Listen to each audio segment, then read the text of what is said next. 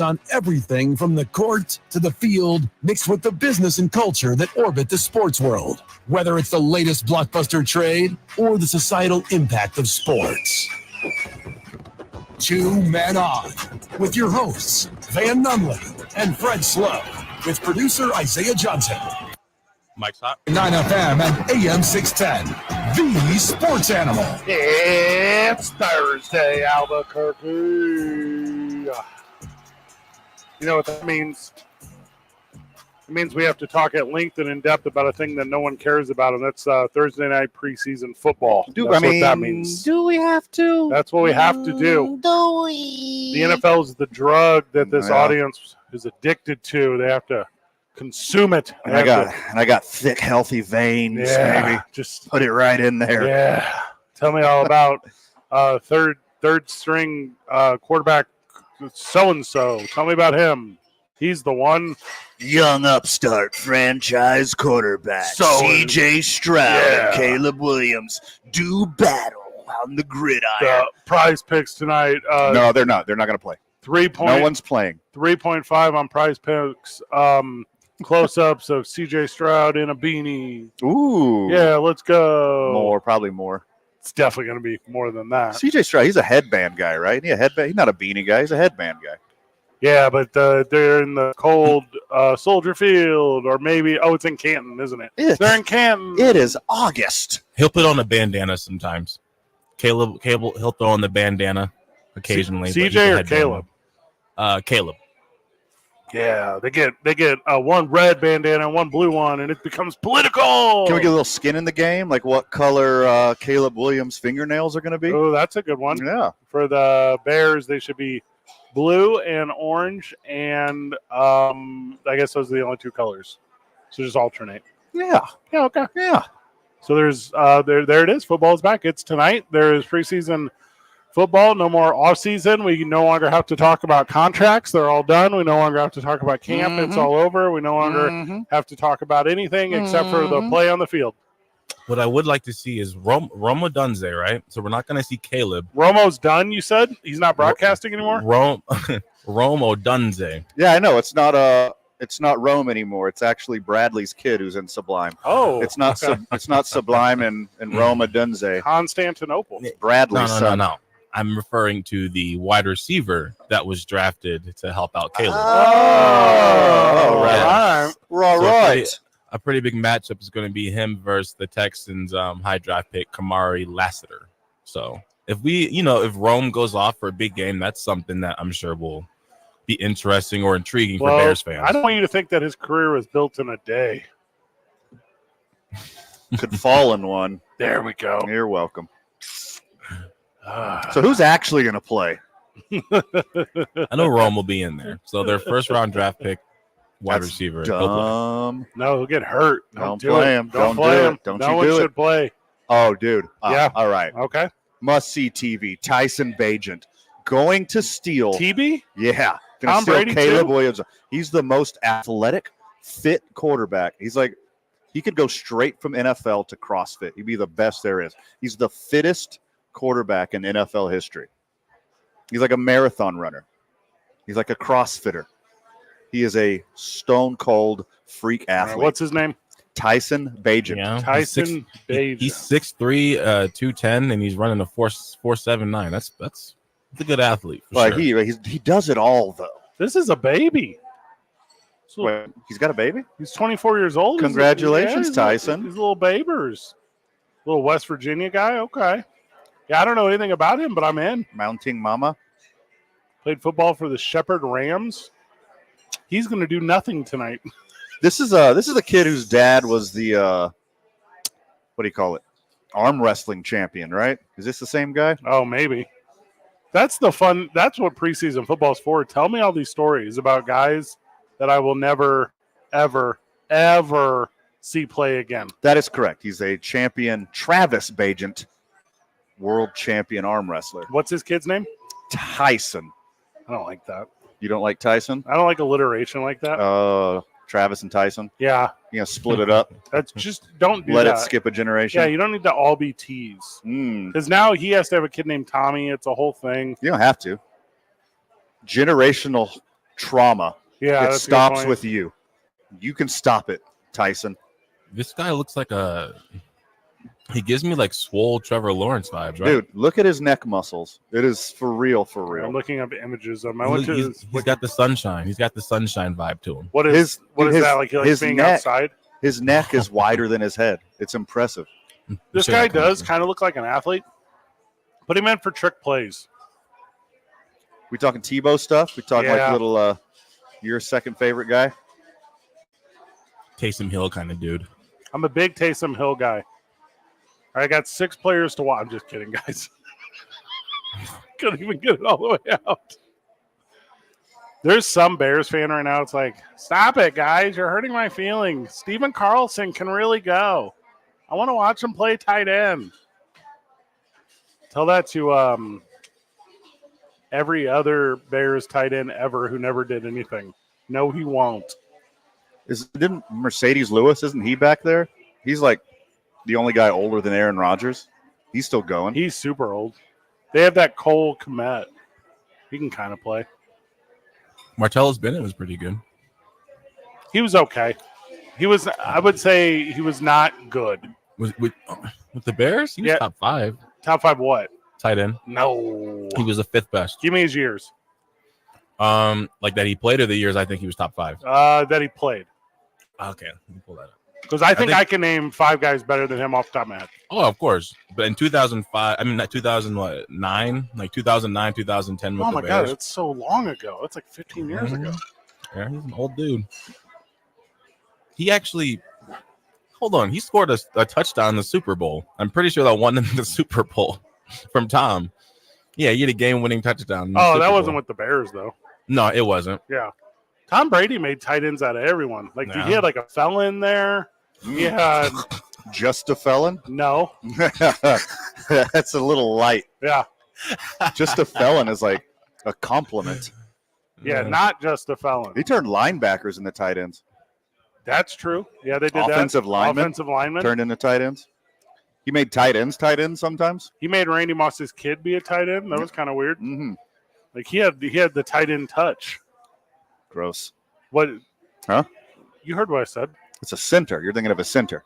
The tight end touch? You don't touch any other player's tight end, just the center. The Bears and the Texans will play football tonight, but no one on the rosters that for the regular season will be playing. We got a rooting interest, Fred. I don't know if you forgot. Oh, we do? Second-year player Tyler Scott. We interviewed him at the Super Bowl. Nice. Sweet kid. A little guy, Is too. Is he playing? I root for the little guy. Don't say little in Probably. football. Don't say little. Say scrappy. Martellus played from 08 to He's 2017. gritty. Hey, this kid is not 5'11". No, he's not. I am 5'11". He is 2 inches shorter than me. What was Martellus Bennett's dash? 08 to 2017. Played 9 years? Yeah. His best years were definitely in – his best year for touchdown-wise was 2016 with New England. But in between for the Bears, he went from 759 to 916, and then his last year wasn't that good. Those were yards? Yeah. The quarterbacks were so bad then. Yeah, it could have been better. He could have been better. He's not a world beater. He was not a world beater at all. Nah, he's just big. Big dude who could run. And they were doing good. He had like the best ability there is in all of football. Size. Availability. He always showed up. He never missed games ever. He was regularly there. He could block, and he was always there. And he got in a fight with somebody that got him kicked off a team. It was. I think you're thinking of Vernon Davis and Mike Singletary. No. Martellus Bennett sat there and fought the whole Bears team in practice. Like took on the whole defense, and he was just slinging people and throwing fist punches. I think that went into him leaving Chicago. So he was not him. Or he really took to Chicago. He was like, I'm the culture now. This says Martellus Bennett slams rookie Kyle Fuller. Video title. I'm good on that. Hey. Yes. It's Mercedes Lewis. We just got the wrong guy this whole time. What are you talking about? The oldest player in NFL that's on the Bears this year? Yeah, you said that earlier. Yeah, you've been calling him. No, Mart- we're talking about Martellus. someone completely different. Oh, we segued, and I didn't notice Yes, the we hard segued. segue. Okay. You are wrong. Me and Isaiah are very dialed in. Excellent. I thought we were all talking about the same guy. We were Here. not. No, not even close. Cool. Need a margarita. Is this your first time on the show? It's a good start, though, right? Not bad for my first That's day. wild embarrassing for you right now. Yeah, not really. I mean, it's you talk 15 hours a week. You're going to do this a couple times. You don't talk the entire 15. God, the show would be so much better if I did, though. For who? Listeners, people with 20/20 hearing. The big problem with tonight's game, the game in Canton, Ohio, is I don't understand the viewing options. We are in preseason game number 1, and I cannot tell you with certainty what channel the game is on. I cannot tell you even from 2 options where you can watch tonight's game. I mean, Amazon? It's not Amazon. It's not Amazon tonight? Nope. I thought usually isn't the Hall of Fame game usually on NFL Network? It's not NFL Network. So you guys who are both in the industry were both wrong. HallOfFameGame.com? It's not. Well, Stream East is an automatic given. We talked about saying that name on Yeah, there. we don't- Stop doing that. And it's on ABC, Okay. ESPN, and ESPN Deportes.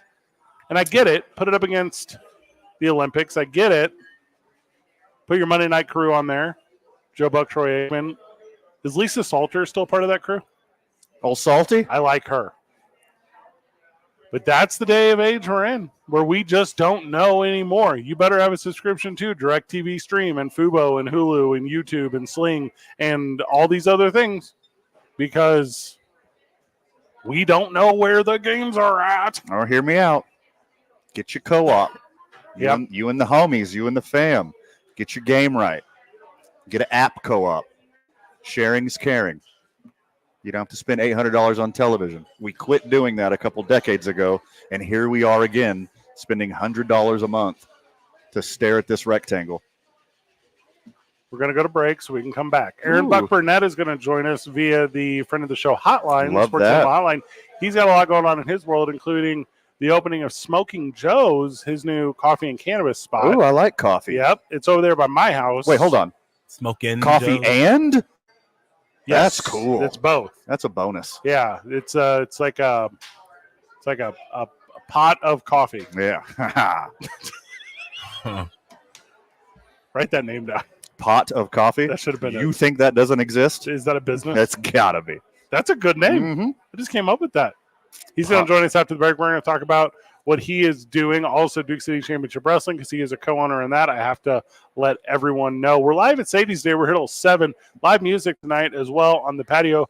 Come hang out with your boys. We're going to have a good one. It's 2 Men on 95.9 FM and AM 610, the Sports Animal. Major League Baseball.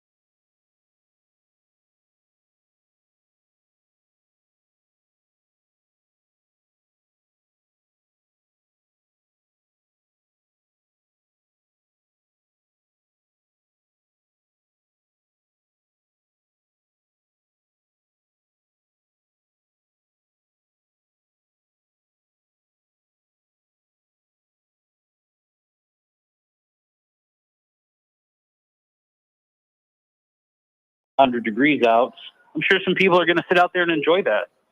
What about the other products you got there? I mean, you got like pre-made, or do I have to be rolling them myself? No. I've got everything, man. I've got, so we're going to be doing something a little bit different than other places as well. We're going to stick to the big three. The big three are going to be your flour, your pre-rolls, and your cartridges. And that makes up about 85% of dispensary sales. So what I'm trying to do is I'm trying to keep this simple and, not overwhelm people, because sometimes you can go into a place and it's just like, it's so much, and we don't want to do that here at Smokin' Joe's. So this idea was actually born when we went to the Super Bowl together, and I was sitting in line at In-N-Out Burger, and, I was probably like the 50th car in line, and I got up to the front and it's like hamburger, cheeseburger, French fry, Coke, milkshake. They had 5 things. And it's like, I think I can do this differently as well. So you're telling me there's a secret menu called Buck Style? Is that what I just heard? Nice. There is going to be a Buck Style joint, yes, and it's off the menu, but you asked for it, and you're probably going to get something special. Well, and we are laughing a little bit about that, but your involvement, obviously in Duke City Championship Wrestling and local radio, all your time in music and entertainment. I can't imagine you're going to open a spot that's not based in entertainment, my man. Right. What else is going on there besides coffee? What else is going on there besides cannabis? So, we've got a couple of different ideas. We have 2 dedicated spots for food trucks, and I've already talked to a handful of food trucks. I talked to a taco truck. I talked to the Kamikaze people. I talked to Mrs. Sprinkles, who's got an ice cream cupcake shop, and she also has a truck. So we're gonna have food trucks down here all the time, and then we're also gonna have some community events down here too. There's a thing that happens every Sunday morning called Cars and Coffee, or Coffee and Cars, or something like that. And I think what I'm gonna do is I'm gonna start this out once a month. We'll probably do it in about 2 weeks, but we're gonna do a coffee, cannabis, and cars, where people can come out and they can bring their fancy car and have some fellowship and community with their fellow car people, and whoever's going to come down to that, we're going to give them free coffee for the whole time that they're here. So, we definitely want to be a part of the community down here. And the other big thing to think about for us too is we're very mindful of the area that we're in. I understand that we're on the corner of one way, and a lot of people from Nob Hill and Ridgecrest come down that one way to go to work, whether they're going to the hospital, downtown, whatever it is, but the people that live closer to Smokin' Joe's probably aren't as well off as the people that are coming down from Nob Hill and Ridgecrest.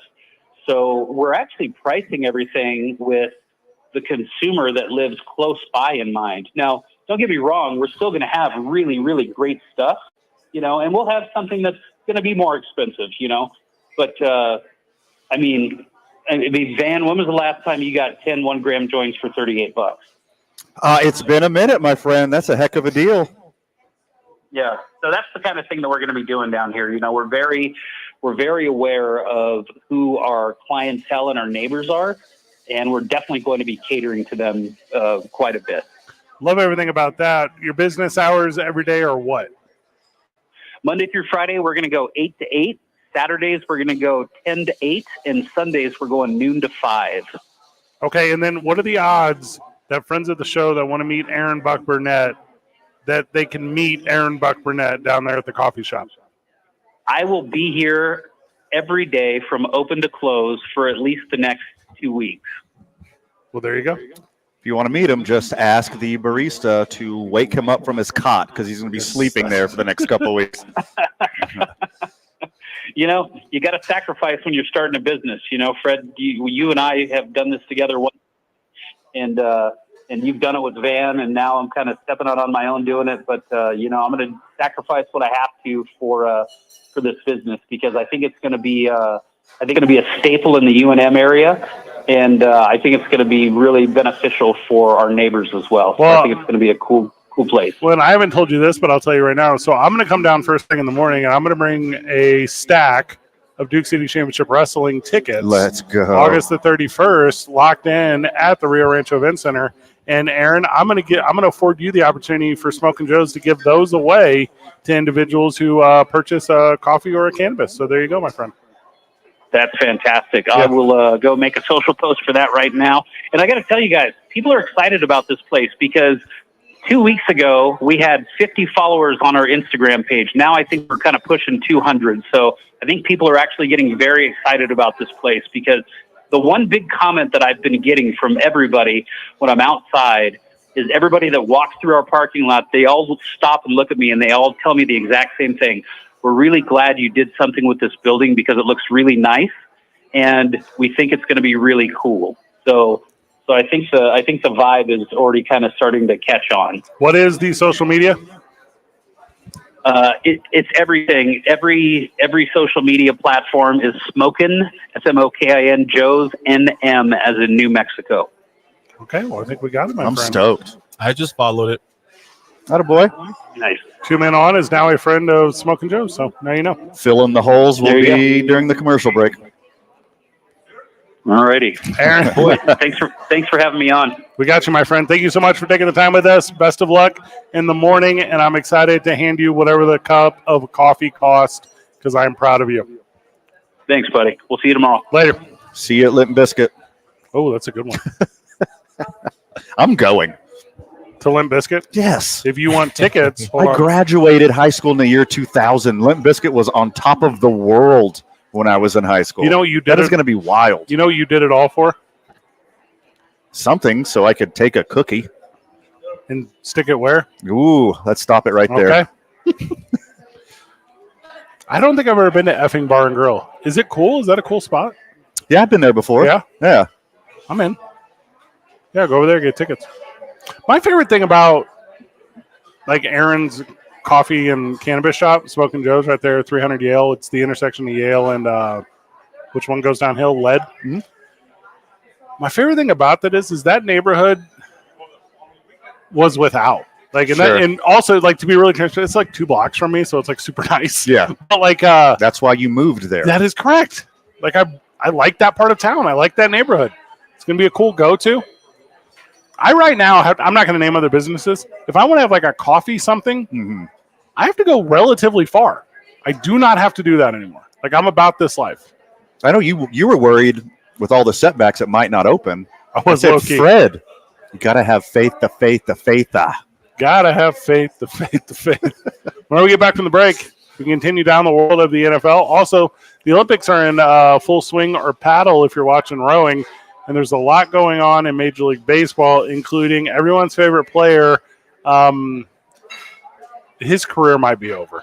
It's 2 Men On, 95.9 FM and AM 610. The Sports Animal.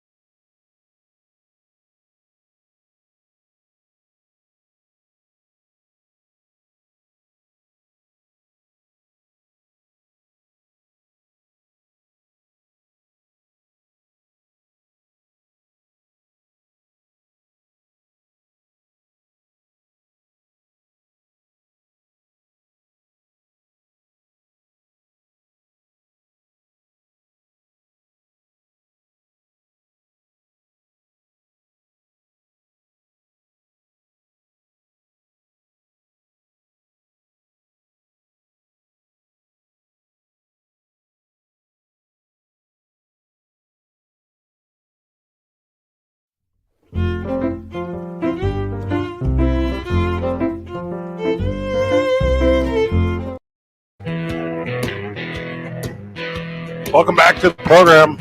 Let me clear my throat. Welcome back to 2 Men On. It starts early for the Los Angeles Chargers as what I have identified as the most overrated player in the entire league. Justin Dak Herbert. Prescott. Wait, what? Justin Herbert was diagnosed with an injury to the plantar fascia that is often referred to as plantar fasciitis. 2 weeks in a boot, then slowly returning to football activity. And he done.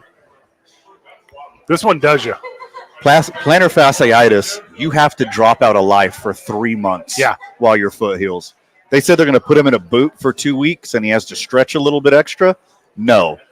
You're done for 3 months. You know what I'm not listening to? The Chargers training staff. Ever. You mean the guys who gave Justin Herbert his job? Correct. The guy who stabbed a dude in the lungs? They stabbed Tyrod Taylor in the lung. Hey, if they're going to screw up Justin Herbert's foot, how good is their backup? I don't know who their backup is. Isaiah, who's the backup for the Chargers? Not sure either. If they Chase Daniel. If they stabbed Tyrod Taylor in the lungs to get Justin Herbert, and now they're cutting open the inside of Justin Herbert's feet, who are they doing this for? The one that I think kind of made this injury really famous was Glenn Rice. Glenn Rice in the 90s when he played for the Charlotte Hornets. He got this thing, and then his career was kind of done from there. Not Glenn Rice Jr., Glenn Rice Sr. And my understanding to fix this, obviously you can get medicine, you can do a bunch of stuff. Guys do play through it, but it's like a tennis ball thing on the bottom of your foot, and then you do like a rotation, a stretch, and it never really gets right. It's just thousands of little micro tears. That's my understanding. Yeah, they're perpetually swelled, Yeah. and you can't move your foot correctly. You can't run on it. You can't literally plant on it. So, fun fact, Tony Pollard actually back in 2021, he suffered from this. Ugh. And he managed to push through. I don't even know if he missed a game. I know he suffered it in one game, and he played the next. How do you do the next season? I'm not sure. The next game, Zeke was still there, so he was still the backup then. I mean, it's a gritty guy, you know. So if he didn't grind so hard, there's no way he could have beat that plantar fasciitis. Hey, do me a favor and find out who the backup is in for the Chargers. Easton Stick. Oh, so I have heard of that guy. Yeah, because he played a game against another no-name guy last season when we were doing our weekly recap of the worst quarterbacks to ever play the game. He is a North Dakota State guy. Yep. Now, I'm looking at a medical thing here. Also, they got Max Dugan, the guy from TCU. Nice. So this says... his face is just perma-scared. Like, he looks frightened. Yeah, well, he just went from 3 to He's 2 on the depth chart. Frightened of cameras. All right, so it looks like it takes... The first time you get this diagnosed, about a year to clear up. And then after that, it takes about 6 to 9 months every other time. So, yuck. Yeah. If it doesn't go away the first time you got it, you're screwed. If your body can't repair it the first time and you get it a second time, you're done. It's never going away. This is why you can't pay these guys $55 million. Guaranteed. This is why 2 dudes can't be 33% of your salary, Dallas Cowboys. This is why you can't exist like this. Because now you're done. Your season is over, and they haven't even played the preseason game to the preseason of NFL. Well, also keep in mind he's hopefully him being a QB. I know Herbert likes to run around, play the Josh Allen game a little bit. If I was being an optimistic Chargers fan, I would think, okay, if a running back pulled it off, hopefully Herbert can just stand there and throw the ball. And you hope that the offensive tackle they drafted, hopefully he pans out well, and hopefully you guys have good pass protection. Because he doesn't need to be running. If he can get back on the field, he does not need to be running. Well, I mean, you still have to make deep throws. You have to plant your foot. And you have plantar fasciitis. If you can't plant your foot, you can't throw the ball more than 20 yards. That you were talking about Tony Pollard. So that 2021 season, 130 carries, 700 yards. That was a weird limited workload one because of their running back situation. And 60 more carries the following year, 300 more yards. So he was he was good in 20. His 23 was rough. He carried it a ton, didn't really go anywhere with it. Yeah. But for a team to have so much investment in one human being, and like Jim Harbaugh already wanted to trade for J.J. McCarthy. Like, he already didn't want this situation. And this is going to be a big I told you so. Also, this bubble on quarterback pay is going to pop. This will be the last of it. Like, you will not get more guys making more money at this position. This is the absolute pinnacle, and it comes back in from here. There's absolutely no way. It's only getting worse. I can't imagine. There's going to be, next round of negotiations in the NFL and the Players Union, there's going to be a separate salary cap for quarterbacks. There will be an allotment as a percentage. You can pay your quarterback a percentage of your salary cap. I'm in on that. It's going to be such a huge number. It's going to be a separate salary cap. Has to be. Another fun fact about Herbert, he stands out to me because, like my guy Tony Romo, he has also played with a broken rib and a punctured lung. Like, pushed through, and he suffered it in the game, and like you could see him wincing to breathe. And he was in there in the fourth quarter and led his team to a. I'm about to be conspiracy guy right here. So he's overrated and dumb. He got grit. Cool. I don't think I ever believe any of those reports. Like, I'm not to be that guy, but like, I feel like you only ever hear them when their team wins. You know, you only ever hear it. Or when their team loses and needs an excuse. And they need an excuse. No, normally, yes. A lot of times, yes. But this one, it was during the game where he got smacked, and then they said he has a punctured lung and a broken rib. Why doesn't the NFL care about its players? Yeah. Also, who cares who's on the depth chart? Like, just give Herbert a couple weeks off. Jim Harbaugh can take over. Oh, you just throw the helmet on? Yeah, that dude can still go. Yeah, he's like, Daddy's here. He's got the grit. He got old man strength. Are you kidding me? What Justin Herbert should have done is called Dak Prescott and got that boot he wore around in Mexico and been like, I could have prevented this whole sitch. He's done for, dude. We'll see. He's an Oregon Duck, so I'll always have faith in him. That doesn't mean anything to me. Chargers better be patient with this guy because he is like every other NFL player. If he's playing with broken ribs or whatever and playing with injuries and wincing when he throws. Yeah, he's going to be the same type of guy to tell the training staff he's healthier than he is, and he's going to come back and re-injure it. Like, Chargers, if you think this is your guy, and I think he's a guy, he hasn't proved it yet. I think he's a dude. If you think he's that guy for your team, take your time. Even if star NFL quarterbacks can play up until they're 40, all right? Sure. Don't try to chase it this year. If you think Herbert's your guy and Harbaugh, he's obviously one of the best coaches. If you got your head coach, you got your quarterback, don't rush him back. Because you're going to ruin his whole career instead of 1 year. Brother, name me the last Chargers team that wasn't just riddled with injuries. This team doesn't know how to have healthy players. Well, look, I'm not going to go into like why God hates the Chargers specifically. God hates the Chargers. Hates the Chargers. I don't know why. And their fans. Whatever the number 2 team in LA is, he hates them. Yeah. He was like, looked at the NFL and was like, all right, Raiders, no playoffs. Cowboys can't have their 3 superstars. Chargers can't be healthy. Mm-hmm. That's what he said. That's what God said. God, that's the worst Infinity Stone. There's 2 I'd rather more. have the healthy one.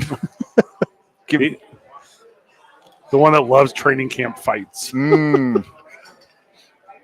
And then you know what happens, just like it happened last time when they poked Tyrod Taylor in the lung.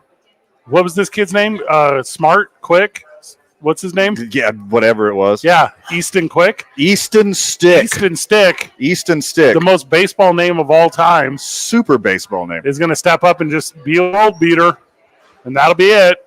He's the new guy because Justin Herbert wasn't that special anyways. What's his career record? I mean, anybody can jump in that wide receiver room and be a good quarterback. They got Keenan Allen. They got Mike Williams. Oh, wait. They're all gone. Now he's got to throw to a bunch of nobodies. Oh, my gosh. Justin Herbert is 30-32 in his career. He's booty. He's a victim of a lot of circumstance. He's got a strong flow game, and he has a weak football game. He had 20 touchdowns, 7 picks last year before he got hurt. Before he got hurt. How many of those were wins? Not sure. It's me either. Compiler. You don't win no games, man. Van says he's a stat pattern. Yep. Jeter-esque. Hey, he gets a bunch of high numbers because he's always chasing in the fourth quarter, trying to tie the game. Sure. Because he steady loses. Okay, in 2020, hold on. All right, holding. 2020, 66.6 completion percentage, which is also his career completion percentage. Okay.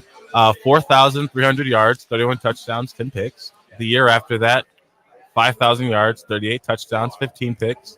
2022, 4,700 yards, 25 touchdowns, 10 picks. Everyone does that now. Everyone throws for 4,000 yards now. When do you throw your picks? Yeah. I'm not impressed with a guy who has lost more games than he has won. Look, it's a team sport. I mean, quarterback's obviously the most important position. It's a team sport. You need both sides of the ball and special teams to be successful in this league. Sure. And the Chargers aren't setting him up for success. No. We'll never know if he's actually that guy until the Chargers are decent enough to compete all the time. He had the worst coach in the league, an awful defense. Oh, that's true. Since 2020, Herbert is third in passing yards. What is he in wins? Right around Kirk Cousins somewhere. Well, above him is Allen and Mahomes, but then below him's Derek Carr and Jared Goff, Kirk Cousins. Whole bunch of dudes that are chasing. That's what I'm Also, saying. a whole bunch of dudes are healthy. Yeah. It's easy to compile a lot of stats when you keep showing up. Well, good for him on getting paid. But if you are a Chargers fan, go get your what was his name? Easter Mick. That's the one. You nailed it. Go get that jersey. Get that one. Be set up for success. Your running back already quit last season. Look, if you're a Chargers fan, email the front office now and say, give him more time off. Plantar fascia takes time, not effort. Let him heal. I like that one. Give Austin Eckler the armband. Give him the wristband. He's the quarterback now. Look at me. Oh, he's gone? I am the quarterback now. Yeah, he's a Washington football team. All right, give Darren Sproles the wristband. He's the one. Oh, Lord, and here comes Harbaugh with the steel chair. That'll do so good. When we get back from the break, we wrap up hour one with the saddest baseball story that we tell every single year. It's 2 Men On, 95.9 FM and AM 610, the Sports Animal.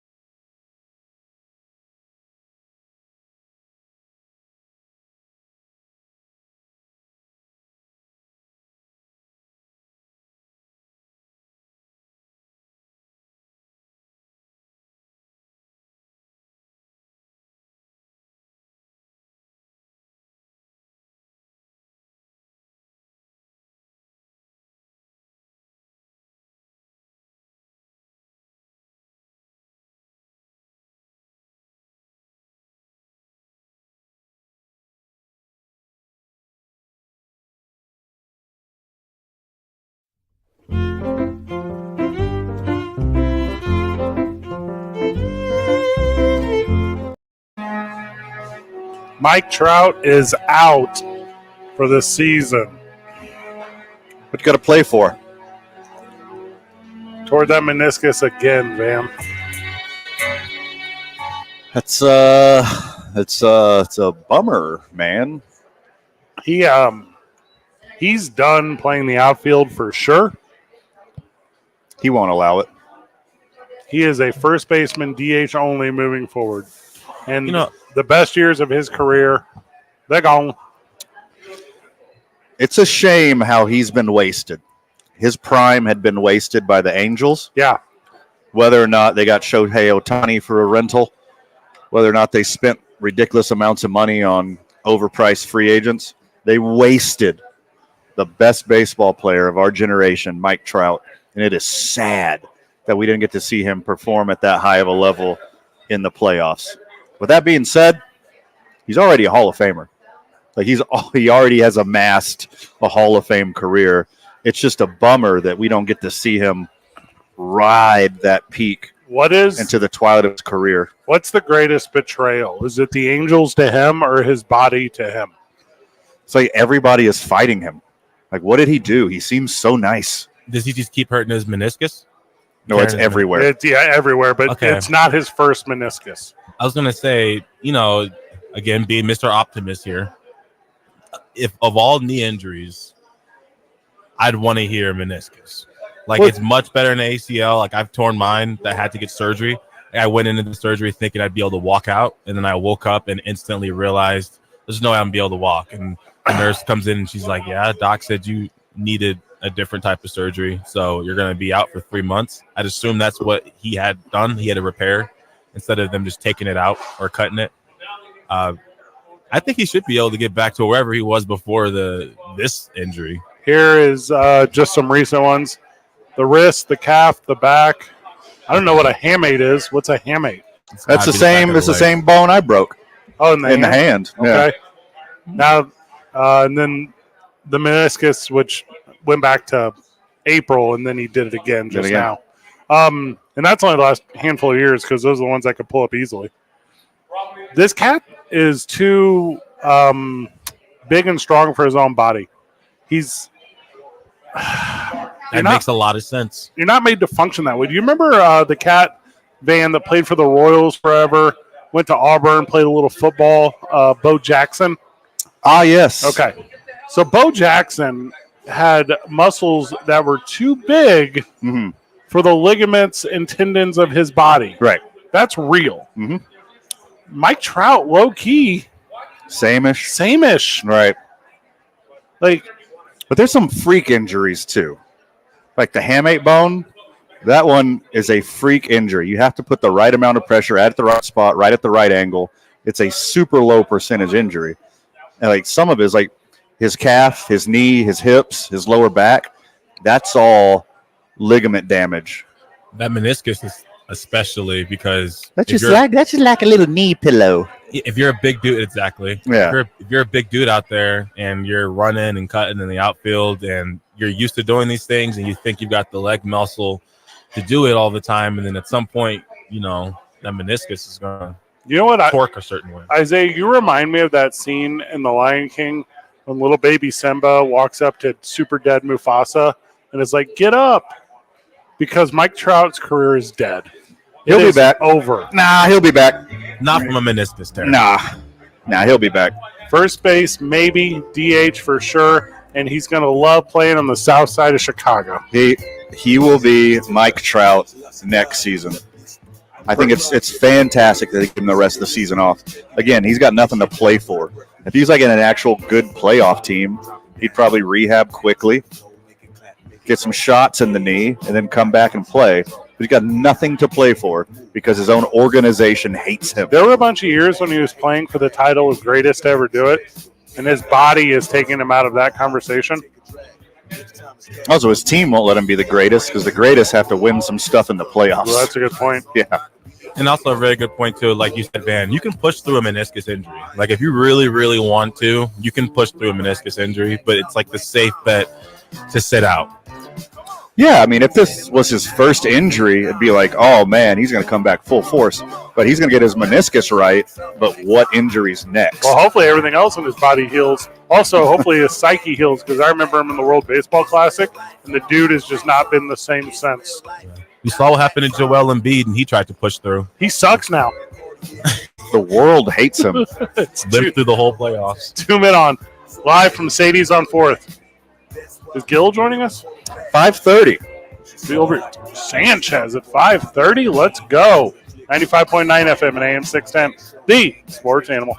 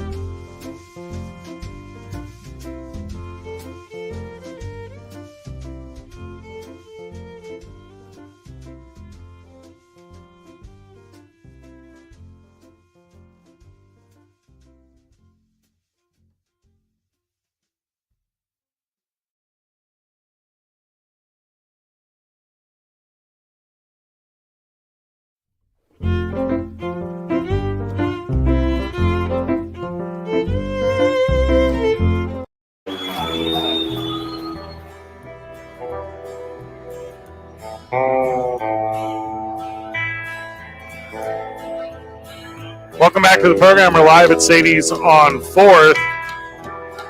Man, what are you sipping on over there? Oh, we got ourselves a little coconut margarita, baby. It is 5:03 after all. There you go. I'm going to have to get a little something here in a moment. I got a little something for the friends of the show. Okay, what do you got? Come by Sadie's on 4th Street. I got some isotope ticks for you. Oh, let's go. Yeah. Giving away some ticks? What game? Your boy, this will be Tuesday, August 27th Oh, I got some time. versus the hated Reno Aces. That's a Tuesday. Everyone hates Reno Tuesday the 27th is a for a Tuesday. reason. It's a Tuesday. Tuesday the 27th is a Tuesday. I like that. That's what they say on the calendar. I could peel off 4 tickets for anyone.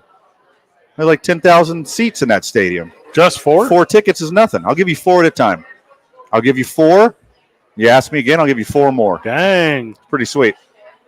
You don't even have to like or follow us on social media or anything? That would be nice. Yeah, if you do that, Yeah. for every outlet you show us, that's a ticket. 4 more. Okay, 4 tickets. We're on 17 outlets. The NFL You is get your own section. yes. Excuse me, sir. Where are your seats? And you say my block of seats are right here. Thank you. Free minor league franchise with purchase of ticket. Yeah. Thank you again. So we talk about the offseason a lot in the NFL, and it's hard sometimes. You know, if you're a sports talk fan and you're like, you know, it feels a lot like last year. You're right. You know, it does. And a story that just never goes away is this one that we're about to give you. These athletes, which, by the way, are not the meat packers. Hold on. Don't do air quotes when you call them that. Athletes? Yeah. No. They're legitimate athletes. These athletes who don't have other jobs. They don't have other employment. I don't even really know if they have hobbies. I think they just play video games and wait for football to come around. Yeah. But what they do is they stay in tremendous shape. Sure. They stay in tremendous shape year-round. Training camp is not for getting ready to play football anymore. Take a note, Mike Trout. Yes. Training camp is to show your coaches that you can be on time and remember the passcode to your iPad and act like a professional in a college dorm for a couple weeks and for HBO to make some money. That's what training camp is for now. If there's not multiple stories about your elderly athletes being in the best shape of their life, you're doing something wrong as an organization. And then you end up with this story. Because there never is a moment of downtime. DeAndre Hopkins is set to miss 6 weeks with a knee strain after 1 week of practice. That's potentially just one regular season game, but this is not how you want to start the year. These guys, for whatever, and I know the reason, it's because they, you know, somebody else is working, right? You know, somebody else woke up an hour early. Yeah. Somebody else, you know, lifted 5 more pounds today. But DeAndre Hopkins, who has all the skills that you really can't train, like, well, that's not fair. You can train him. But he has so many natural skills, like how to use his hands. Yeah. This cat is going to be sitting sideline for a month and a half, waiting for the knee to get better, and then he's going to have to warm up back into the thing. And it's going to be a whole situation. By the way, he's only 32. It feels like he's been in the league like 10 years. And NFL, I mean, he came in so hot when he was young. Like, he's just a stud immediately. Yeah. In NFL years, for a wide receiver, if you're not Jerry Rice, that's old.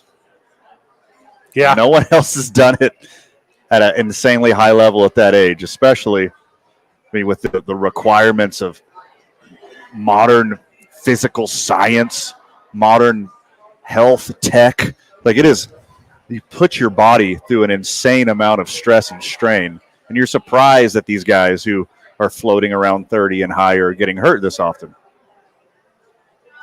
I don't want to put DeAndre in a category of best in the league. He's top. He's the, if you do like 3 tiers, he's in the first tier. Healthy, he's one of the best. He had 3 first teams. Is that right? How many years has he been in the league? A lot. I only remember the one catch against the Cowboys where he did like a double spinny game winning thing. That's all I really remember. Not the Hail Mary over 3 people. Was that against the Cowboys? That was a big No, one. no. Oh. No, that was not versus us. That's the only one I remember is that one where he got Calvin. that. Yeah, Calvin Johnson did that to us. Couple second team APs.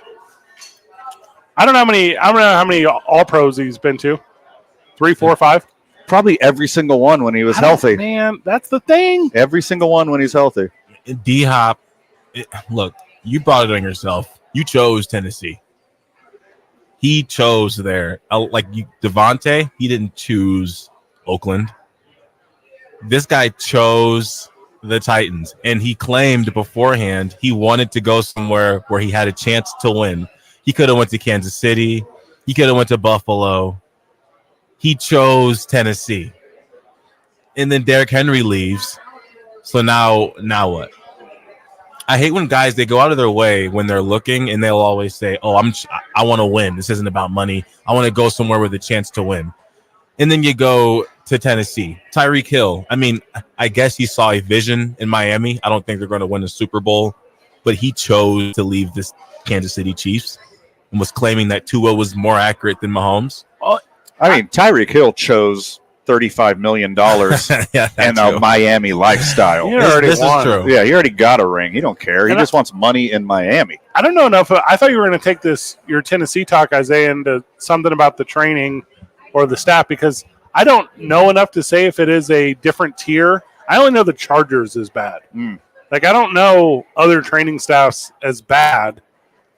But I don't think it's the training staff in Tennessee that put Hopkins in a tough spot. I think it's that the culture that surrounds the production we just talked about that he's had has probably ended. God, I feel like so extremist when I say these things, but it's definitely ended the top tier play he's been at for some time. Right. And if you, I don't know, rev it back a little bit, can you go longer at 80%? Than the short period you wanted 100%? And if so, do teams even want a guy like that? Wouldn't you think that you should, so again, for Hopkins, and the reason why I did say it was his choice, is because even for getting recruited for college, you're looking at the training staff. Like, who's your training staff? Who are your trainers? What resources do you guys have? Hopkins, if it is because of the training staff, that's another thing he should have. I wanted him to come to Dallas. For those who can't tell you, I wanted him to come to Dallas, and he chose Tennessee. So I'm definitely on this side of come on, dude, you chose this. And he had options. It's not like the Titans are the only team that pay him. Sure. Well, I don't necessarily know if any friends of the show were making that connection to Dallas right now, but I will say this. I don't know Dallas's medical staff to be better or worse than the Titans. I do know that the feedback I've heard from potential free agents for Dallas's football team is they don't like the public part of it. They don't like how much access individuals have. And maybe it's a different culture in Nashville. I don't know. But I will say, and I'm trying to find a ranking here of training staffs. I don't know if any team could have prevented whenever guys' knees just give out or hamstrings give out or. No, especially not in football. You can't do that. I mean, there's only so many Jerry Rices. There's only so many Derrick Henrys that can do it at such a high level and never get hurt and play your whole career at an elite level. Everyone who plays at this level, especially in the NFL, gets hurt eventually. It's just how bad do you get hurt? Can you come back from the injury? It seems like D-Hop, it's one after the other. Like, is he the Mike Trout of the wide receiver core in the NFL? Like a healthy D-Hop, like how many people in the NFL would you choose over a healthy D-Hop? 5 or 6? Mm-hmm. I mean, what? CeeDee Lamb, Tyreek Hill, Jamal Chase, Justin Jefferson. I got it here, boys. Yeah, both Browns. So this is from the NFLPA player team report cards, which I believe we did right after the Super Bowl. We kind of went over this stuff. And this is players reporting, okay? So training room, is that what we're going to call this thing? Training room? Sure. So training room, I want to make sure there's not another category that's better. All right, that's what we're going with. So it says here the best one is the Dolphins. Second, Jaguars, the Vikings, Bills, Bears. Those are all A teams, the ones that I just gave you. A tier, Dolphins, Jaguars, Vikings. Shout out to Tua might D.A. disagree. Baracus. The B tier, is Bills, Bears, Bengals. That's a coincidence. Mm-hmm. Texans, Raiders, Saints, Eagles, Lions, Packers, Giants, Falcons, Broncos, Colts, Buccaneers, and that's where the B tier ends. Okay. So now that's anyone that I would identify as better than average. Okay. It And sounds then- like you rattled off half the NFL. I agree. Okay. And then everyone else falls in the average, and then below average is, big surprise, the Chargers, Mm-hmm. the Pittsburgh Steelers, the Kansas City Chiefs, and the Washington Guardians. Steelers surprise me. The other ones don't. Yeah, same. So that kind of gives you an idea of where they line out, and obviously the Titans fell in the regular category. Mhm. So you got to all I'm trying to say is you have to give yourself a chance to be successful. And I mean, we've all looked at this Hopkins cat. He's a freak of nature physically. Like, you have to have someone, and maybe it's like LeBron James does. Maybe it's, what's that fake number he says he puts $1 million into his body every year, and now every other athlete feels like they have to do it. Maybe that's a real thing. Probably more. It's probably more. And also, it's stuff you've never heard of. Yeah. Like, the newest thing in the world goes to him first. Sure. Yeah. Whatever that thing is. I remember when Kobe started going to Europe for that, like, The blood stuff? the dolphin tear and baby blood infusion, whatever it This was. stuff was wild. Yeah, now everyone does it. Now they got clinics, like they moved all their clinics from Europe Yeah. to not Juarez, Falco. Tijuana, right on the other side of the border from San Diego. I told you So you just cross right over the border, get your treatment, come right back. I told you one of my wrestlers at Duke City Championship Wrestling did the knee, crossed the border, got stem cells, came back. He's a brand new man. Fine. Yeah. Yeah. Like, it's a, and also don't take my medical advice. Like, I'm a talk show host. But like, there's stuff out there that like we're not allowed to have. Yeah. Like, really great stuff. Sure. Like, I want that. Yeah. Stupid FDA trying to protect us. Yeah. Why don't you just do stuff, man? Hey, hear me out, FDA. Stop worrying about my lab grown meat and start getting me stem cells. Yeah. Start experimenting on Fred's wrestlers. That's what. Yeah. We got a whole stable of guinea pigs. I can give you a bunch of examples of what those dudes will do for $50, Sure. and it's a lot. Uh-huh. They're not afraid. You're going to fix their old knees and give them $50? Yes. Yeah. You'll line them up. Now, when you get up, it won't pop anymore. Do you have any interest in that, friend? Wait, now hold on. You have perked my interest. Yeah, right. Oh, you're telling me when I get off the couch, I no longer make this noise? Ugh. So you can't audibly hear my wrist on air as I move it around. Yeah, you can't hear that right now? Yeah, it's awful. There's so many of them. My knees. Quit Not- popping your knuckles. I have to. You're actively doing it. It just doesn't a thing your body does. You're this- doing it to this yourself. thing all the time. It goes. I can't do it on my thumb. Your thumb has stage fright? It just pops. I think I either jammed it as a kid or I was too good at Mario Kart. But it just pops nonstop. Reps. That's what it is. When we get back from the break, it's our Isham Diddle soundbite of the day. 2 men on 95.9 FM and AM 610. The Sports Animal.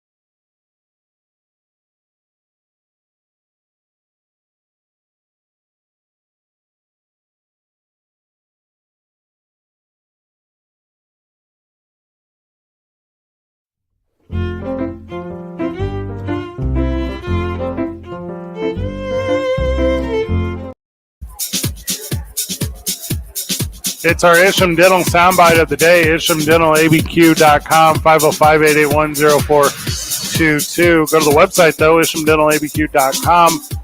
Register online, get that free exam and x-rays. Or, as I mentioned, you can call 505-881-0422. It will get you set up for success. Same-day dentures. Get those implants, financing, and layaway. And as you are aware, Medicare A and B, all insurance providers. Scott over at Isham Dental. Scott Isham has given me a beautiful smile. Let he give you the teeth you deserve. All right, Isaiah, you have the Isham Dental soundbite of the day. Is this correct? Correct. Now, have you listened to it? I have not, but it looks interesting. Okay, I have also not listened to it. This is my handiwork today, and it hits a little close to home because these are the last two Packers quarterbacks. Oh, so this is the – all right, so here's the problem with the Isham Dental soundbite of the day. It's all too awesome for you? No, whenever you do it, it's always something Packers. That's not true whatsoever. Like we really need to move away. This is my first Packers one. Yeah, because we block them all the time. That's never happened. You're always like, hey, this is a one of one. I got a good one with the Packers, and you tricked me and Isaiah. Do not. Never did. This is the first one. Isaiah, are you ready to be disappointed with Scott with the Isham Dental soundbite of the day provided by Van Nunley? Yes. Here we go. First of all, since you mentioned it, I want to give a shout out to Jordan Love becoming the highest paid player in the NFL. There you go. Hey, Love, don't spend it all in one place, but if you do, I still have a house in Green Bay that's up for sale. Hey, Rod, I won't be buying your house, man, but I'll go check on it, make sure it's well taken care of. But yeah, I mean, if you want to hook me up with a deal, like you said, yeah, hometown discount. Hometown discount. Yeah. First, what is this on? Two different platforms. Aaron Rodgers got interviewed and sent a shout out to Jordan Love getting the contract that he never had. Yeah, well, I heard the content before he got ran out of town, and then later he was Jordan Love was on a different platform and responded to it. So this is like he's doing like NFL Network, and then later more NFL Network. Yeah, probably. So NFL Network created a story on the morning show, carried it through to the afternoon show, and you somehow were a puppet to this narrative and put it on our show. So NFL Network scripted Aaron Rodgers this interaction offering Jordan Love to buy his home. Correct. Oh, that's crazy, bro. No. That's how this works. That's wild. You just hit me with a wow because you know Dude, how true this is. That's crazy. You're going to sit here and tell me that you don't believe that Aaron Rodgers and the NFL Network are in on a story that allows he to be talked about all day long on the network and then talked about by other networks? Okay, he does. Where does the line stop? The ayahuasca stuff? Is that scripted by NFL Network too? That they're not winning off that. The COVID stuff. Is that NFL Network too? Did COVID do that? So you're aware, and this works with COVID did that with the. This works with people like Isaiah, but you're talking about something I'm not talking about. I'm talking about the false narrative that the NFL, because there is no story here, has created one that has now infiltrated and poisoned our program. This is like Jameel Hill stuff. This is lazy. To A-Rod's credit. Who? A-Rod, Aaron Rodgers. That nickname's already taken. No, gotcha. Well, in my mind, as a football watcher, and not many baseball hours put in A-Rod's. Oh, you knew who we were talking about. Okay. Yes, of course. A-Rod. Yes, Aaron Rodriguez. Anyways, Aaron Rodgers starts off saying, since you brought that up, let me go ahead and throw this out. And this is what I really think this is. I think this is like Aaron Rodgers very jokingly trying to obviously he's not expecting Jordan Love to buy the house. So I think he's trying to little brother Jordan Love a little bit. And Jordan Love being, I thought this when I first saw an interview from him. I think he's very mature. And then I heard Emmanuel Acho say that he went to an event and had a bunch of stars. And Jordan Love stood out as the most mature. I think Jordan Love very humbly, he starts off his response with, "Hey Rod, not gonna buy your house." Right? I think he basically is let's get your little jab out the way, and then he's open to joke back with him and say, "Will you hook me up with a discount?" Yada yada yada. But he's almost like, thanks, but no thanks for your advice. I got this. But I'll joke with you for the camera's sake. Both of you guys are so super close to the truth. I mean, it's not scripted. They're not both in on it. What the NFL Network tried to do was bait Aaron Rodgers into starting a beef with his former team and the new quarterback of his former team, the guy who ran him out of town and took his job. But Aaron Rodgers didn't take the bait. He twisted it and made it a joke about his unpurchased home that's sitting there in Green Bay. And it is wild to me that a group of weird Packers fans haven't came together and bought Aaron Rodgers' house and just have Sunday parties there. Ayahuasca retreat. Yes. Any number of things in Aaron Rodgers' weird old house. Hey, It should be gated like Walter White's house in Albuquerque. this is how I know Big NFL has got us. Because they have tricked both of you into both having wrong narratives over this conversation, and they got all the rub they wanted. Look, WWE boy, sometimes people just have personalities and know how to answer questions and can have fun on camera. The whole world isn't scripted. None of this was This fun. is like apathetic. Hey, brother. You put the pathetic in apathetic. Hey, brother. Like, your attitude is garbage. Hey, brother, I saw you're the most, you're the highest paid individual at the position now, so you can finally afford my home. That's not a joke. That's not even funny. What I heard was, See that angle. please buy my house. None of these cheese-eating losers in Wisconsin can afford to buy it. If he'd have said that, It's the only home on the market. No one can afford this thing. if he would have said Jordan what you Love, just said, please, yes. Jordan, please buy my house. If he would have I will said, make you the deal of a lifetime. if he would have said, Jordan, before one of these cheddar chewers defames and ruins my rich history in Green Bay by purchasing my house and turning it into, what'd you call it, an ayahuasca retreat? Yeah, sure. Before that, cool, because then there's a punchline there. You're making fun of someone. Jordan, round up about 24 of these curd jockeys, get a co-op, and come buy my house. Because Listen, you're the only one that can afford it, Jordan, and you're not going to buy it because there's no way you're going to sleep in the old bed that Aaron Rodgers and his beard used to sleep in. I'm sorry that you've been controlled and confused by this Wisconsin man that is Aaron Rodgers, and you think that he's the tip of comedy in the world of sports. Although Jordan Love's quip was pretty good too. Like, What was it? I don't remember. Why doesn't he like start like a maid service, but like just one maid and just for Aaron Rodgers' house? But it's not like a maid service. It's like a cleaning up crime scenes one. But he calls it a maid service. Scrub the COVID out of it. Yeah. Here's, as I've sat here and thought about it, here's my next my next translation of Jordan Love's Thank you. response. I think Aaron Rodgers is basically saying, like, I mean, you wear the same jersey color as me. You're on the same team. You got the big deal too. You might as well get my house and just be me. You want to be me so bad, just go ahead and get my house while you're at it. And Jordan's like, I don't want your house, Aaron. Translation, I don't want to be you, brother. The actual response should have been, yes, I will buy it if Olivia Munn moves back in. For sure. That's the only real It's answer. like the old Yankee wife swap. Yep. But you do it with the house and a wife. You know why it's called the Yankee wife swap? Housewife, Because the New York Yankees did it. They literally did They it. literally did it. And so did Fleetwood Mac, but that's a different story. Well, they rotated. Touche. It Like a record, baby. was the right summer of around. '69, Fred. Things were different. When we get back from the break, Gilbert Sanchez joins us on the program. He will make fun of us because that's his angle. It's Two Men On, 95.9 FM and AM 610, the sports animal.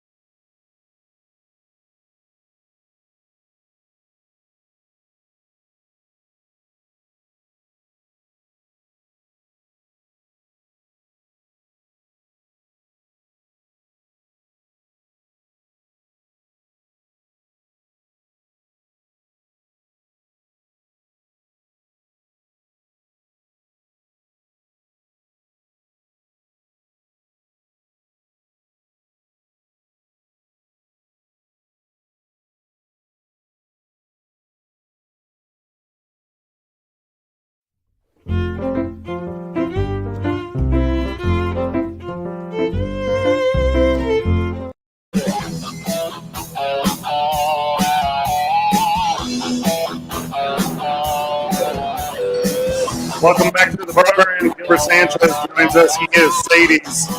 Gil, welcome. I have arrived. People love when you're on the show, and I hate that. You hate a lot of things. Yeah. So I'm not. That doesn't hurt my feelings. You're not sitting surprised in any way? whatsoever. Nothing surprises me anymore when it comes to you. That's so funny. The friends of the show crave Seattle Supersonics talk. That's why. Are they getting a new team, or is it going to Vegas? Why can't they both get it? I mean, we can't do Why not both? Why not both? double expansion year. Yeah. I mean, we're going back to the Raptors and the Grizzlies did it.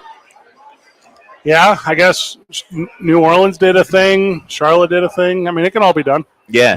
What'll happen is Kevin Durant will say, if you guys bring back the Supersonics, I'll be your first signee.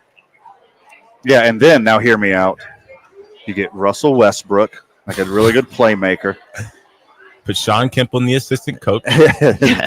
his Paul George. His kids could form a whole team, I think, right? Sean Kemp? And James Harden to round out the bunch. Sean Kemp's got hoopers. They're probably dunking at the age of 10. Doesn't he have like 15 kids or something like that? I think He's got a bunch. Yeah. And none of them are in the draft talks, huh? And he loves his cell phone, too. Holy moly. He ruined a Kappa dude over his own cell phone. You guys remember that story? That's right. Yeah. I did forget that story. Yeah, Sean Kemp went after a dude, like, capping at him. I remember you broke that story to me like 10 years late. Yeah, breaking news. Yeah, but I hadn't heard about it. Poor Sean Kemp. Well, this is before the cloud. You can't just get everything back. Yeah. Right. Yeah, you better go get that. It was a hard drive back There's a then. sweet video on there that I want. I Yep. saw a cool duck, and I recorded it. Give me my phone back. Gil, what's going on at Sadies, my man? We got Olympic. We're probably not allowed to. Are we allowed to talk Summer about Olympics? games, you The said? Summer games. Yeah. Can we not say, we can't even say the word. Wow. You can say the word. Oh, okay. The Summer Games of 2024 are upon us. We're in the middle of them, but football's back, right? Is that tonight? That is tonight. Starts tonight. Starts in 50 minutes. We might as well just have the Cibola Cougars versus the Valley Vikings in that game, right? Isn't that we're getting like C squad of C squad? Nobody will be playing. The quality of play would be better in the game you named. Yeah, but that's okay. Football's football. I've actually got some Cibola Cougars sweatpants on now. Hey, the highlight of tonight's preseason Gilbert football game, knows. That's why he brought it up. that's why I brought it up. The highlight is going to be the NFL is getting rid of the first down chain. That's like their new move. That's right. So they're doing the cameras today to test everything. Hawkeye. So there you go. That's right, because last time when that news broke, lots of breaking news here. We had an abundance of dishwasher applications from those guys because that makes sense. their jobs. We're here to help. We're still hiring. Hard times. But back to school, right? The kids are going back to school. Mm-hmm. Like next week. Yeah. It's 1 week from yesterday. Drop them off and then come have lunch here at Sadies. We're here for you. Or no, you got to bring the kids here. Put a little meat on their bones. You could. I mean, it's about to be regular season. The fat just flies off you. You got a few days left. And I believe tax-free weekend is upon us as well, isn't that? I think that's this weekend. I got to look that up. I think you're correct. That's a holiday. Let me tell you. That might be new I to get this. $5. I could probably not $5. I get like 20 cents off my underwear this weekend. Friday, August the 2nd through August 4th. Okay. Buying 3 pairs, is that what you're saying? Yeah. Okay. Clothes and shoes under $100. Laptops. I buy expensible underwear. Ooh. Yeah. Laptops, tablets under $1,000. School supplies under $30 per item. Wow. Well, tax-free holiday. Look at that. Nice. Look at that. Thanks, Boston Harbor. Little throwback about this Hawkeye stuff. Isn't that going to take some of the fun out of the game? It's a little bit like, isn't it kind of the controversy? Like no more index card calls. That's a Gene Sarator reference. Hawkeye is the worst Avenger, too. So why are you naming it after him? Should it be like the Hulk system or something? Like Sauron's eye? Mm-hmm. It's actually named the Hawkeye technology. It's actually the name of it. Thank you, Isaiah. Yeah, we get that. Okay. I thought I'm not that good with the references just yet. Okay. So what you're telling me? It's Oh, like a bird's eye. Oh, I get it. Oh. Way cooler than the bird. Bird's eye view. Sony set up like 60 cameras or something. The way you do like a 360 photo, but they did it around whatever, the stadiums. And then I guess it gets within a half inch. That's not really close enough, though. It's not. Is the chain close enough? Nope. Was the random spot that the zebra decides to set the ball? Is that close enough? Also, this will. It's never that. It's never that close. So a referee places it, and then that's whenever it goes into effect. After whoever sets it down. I thought it was going to spot the ball. That would have been super. No, so human decision on that, whatever, and then the machine Gil says first down or second down or whatever. So we get to yell at people still. Well, we get to yell at a person telling us what their computer overlord said. Or the ball play. I mean, the ball placement's still something we can all have fun conversations about on Monday. For sure. For sure. You see a ref just grab the ball and move it back a yard and a half. What are you doing? Yeah, he had less on Prize Picks. Everything that happens in the 1 minute that surrounds the 6 seconds of action, I really want to minimize. Mm-hmm. I hate all of that stuff. I hate whenever the referee backpedals away from the ball. I hate whenever the sideline guy doesn't quite switch it fast enough on the first down marker. Yeah. I hate all of that stuff. It's a 60-minute game with 13 minutes of action that takes 4 hours somehow. Oh, God. I like that breakdown. You ever did chain game, Fred? No, I've never been a loser.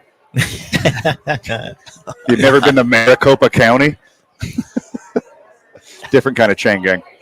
I've always been a broadcaster. If there's a sports thing going on, Fred, what'd you do? I broadcast. Yes. Fred, do you mean you didn't know? No, I didn't earn it or whatever is identified in the world of sports.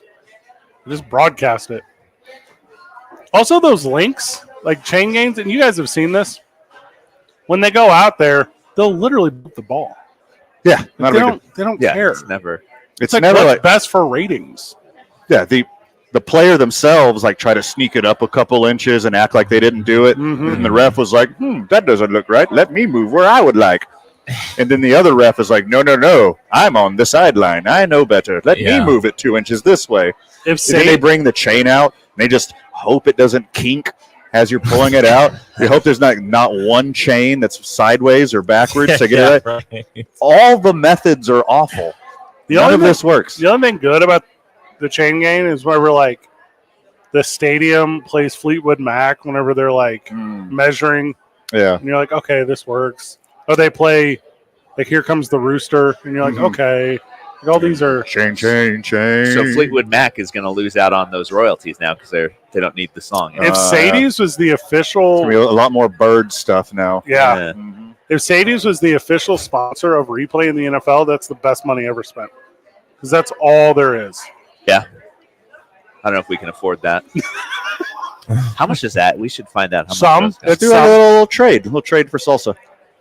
Yeah, but then put Patrick Mahomes' name on it, and then sell high.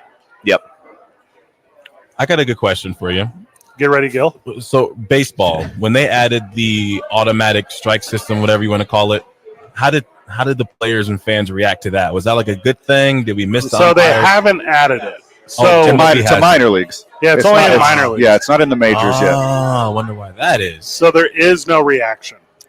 Not Players yet. and umpires union. That's why it's not in action yet. Because it is better. It makes the game better. And faster. Yeah. I would assume that would translate. If that automated system can count the strikes and it's fine and the players like it, I would hope that NFL can also translate the same type of approval rating. There's a difference. The NFL already has the technology to implement this. You can see on video in real time where the ball stops. Put it at that exact same spot and then use your digital criteria. It'll take all of 10 seconds to do the whole thing instead of a timeout to measure where it stopped. Yeah, then you measure it. Then we got to take another commercial break so they can discuss exactly where it is. And then they got to do the Hawkeye measurement. And we get back from commercial. There's another Hawkeye measurement. It's just going to make it longer. Now, Gil told me off air that he wanted to somehow figure out a way to actually project the yellow first down marker on the field. You know, if they could ever just figure that out, Yeah, from a drone. Come on. That's the move. Players would start reaching like crazy. It'd be awesome. That'd be the like, one. Be like Space Jam when they were all trying to stop my MJ from dunking. You're just reaching for the, for the yellow line. Presented by Stretch Armstrong. You got music on the patio tonight? Turner and Grimes. Oh, good get. Yeah. Whoa, the cop with the dog? Buddies, Turner and Grimes. Oh, that's Turner and Hooch I was thinking of. Close. My bad. We'll see if we get them next week. Okay. Yeah. So I got a guy. Yeah. So I'll text them. They start at 6. We can go out to the patio, listen to music, watch terrible preseason football. Yes. I mean, you can't beat it. We're in the height of the I mean, this isn't bad. It's the first day of football, but isn't that right? There's no basketball. We have WNBA and MLB. That's it right now. WNBA's they get like 6 weeks off for the All-Star break. They get The WNBA's not back till the end of August. Also, are you aware the Olympics are currently going on? I mean, well, this year they are. Simone Biles and Suni Lee both won medals in Did you individual. spoil, dude? I'm watching these tonight. Thought you said you weren't watching the Olympics. Which one is You it? just said that to us. Which one is it? I was gonna watch tonight. What is your surprise face that Simone Biles won the I all-around want to gold? feel the energy when she wins. Now You it's still like, feel the there energy? she goes. She's gonna win. Watch this. She's gonna No, win. that's what you should have said anyways. You knew what happened and you still watched the Titanic. What's the big deal? It's That's still true. going to be entertaining. That's true. You put Apollo 13, the mission, on a pedestal Yeah. after you saw the movie. Haven't seen the movie. Walter White dies at the end. Bruce Willis actually was one of the dead There we go. people Just spoil Bruce Willis was a everything. dead person. the whole time. Just spoil my life. Gil, thank you so much, brother. Hey, thank you guys. Whenever we get back from the break, we continue from Sadies on 4th, 95.9 FM and AM 610. Woo, Sports Animal. It was.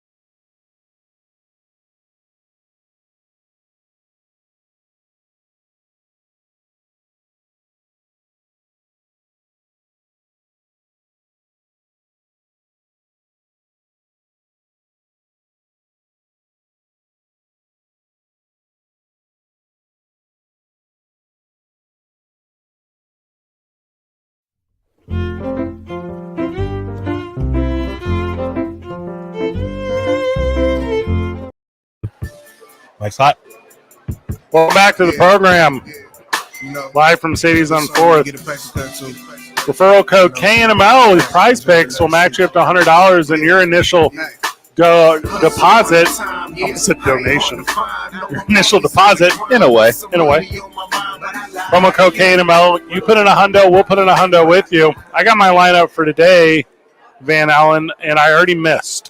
Oh, dang. That's a bummer. So I had Brianna Stewart to go less than 17.5 versus Belgium this afternoon.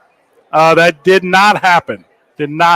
How far more was she? She was over substantially by 9. Oh, okay. So, had a hell of a game then, huh? Yeah, so that's put me out of the running on my current, so I need a new one for tonight. What are you excited about in NFL preseason? Tyson Bagent, I'm going to take less than 72.5 passing yards. You're going to what? The legend Tyson Bagent? You're going less? You're a maniac. You hate money. I'm taking less than 7.5 pass yards for Tim Boyle, the Houston quarterback. The punter? And I'm taking less than 62.5 pass yards for Brett Ripien, the quarterback for Chicago. That Mark Rippon's boy? I believe it is. I'm also going to take John Mechie III less of 38.5 receiving yards. I'm also going to take less 56.5 rush yards for Demetric Felton, the running back for the Bears. And on field goals made, do you think Fairburn will hit 2, or do you think Santos will hit 2? I'm going neither. Yeah, neither. So I'm going to take the less on Santos. I got my 1.5. I got you. Add this I'm already to, at 6, to your lineup. but yes. Charlie Blackmon, more than 0.5 singles. He's on a 6-game hitting streak since the All-Star break. He's had a single every game, and he's playing the lowly Los Angeles Angels of Anaheim, of Orange County, of Southern California. They're very sad right now. And they're super sad. All right, so I'm going to baseball. You said Charlie Blackmon. A single solitary single, and it's a demon, baby, not just a regular. Let's boost that lineup. All right, I got that. And then I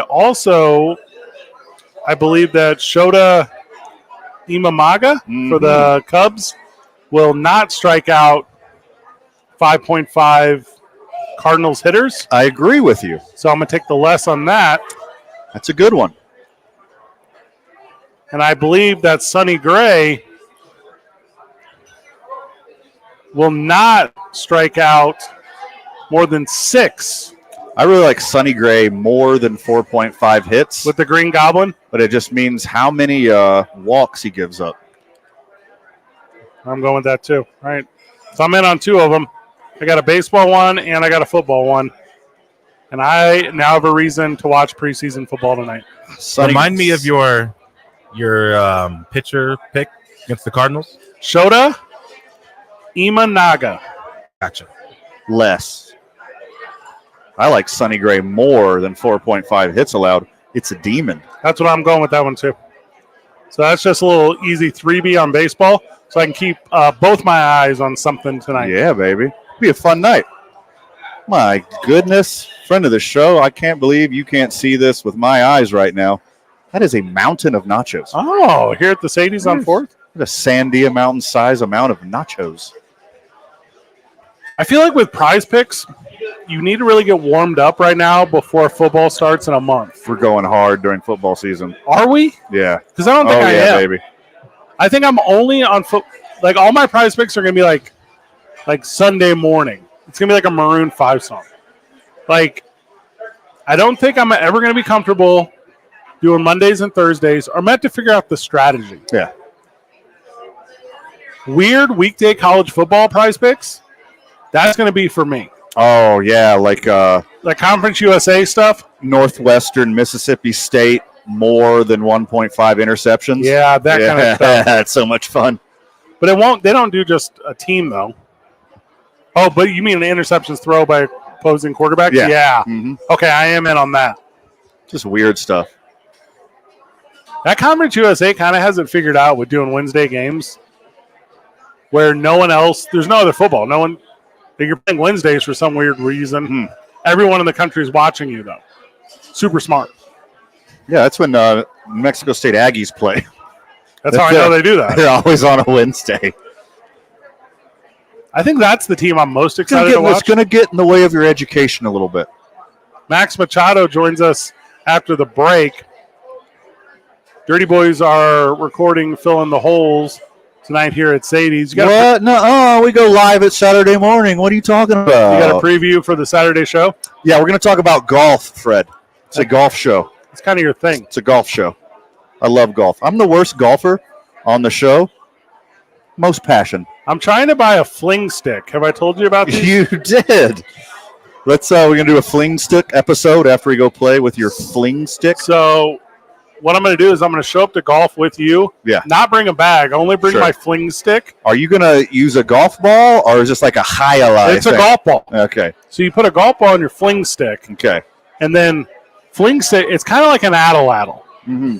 Yeah. Like you just kind of rear back with it. Sure. Grip it and rip it, brother. Mm-hmm. That's the move. So the next time we go golfing, I'm bringing a fling stick. Okay, I'm excited. Wait, have you been tracking it? When does it come in? It's only been ordered. Okay. Has it been shipped yet? I will have to check. Okay. I'm excited. It's 2 Men On, live from Sadies on 4. 95.9 FM and AM 610. The Sports Animal.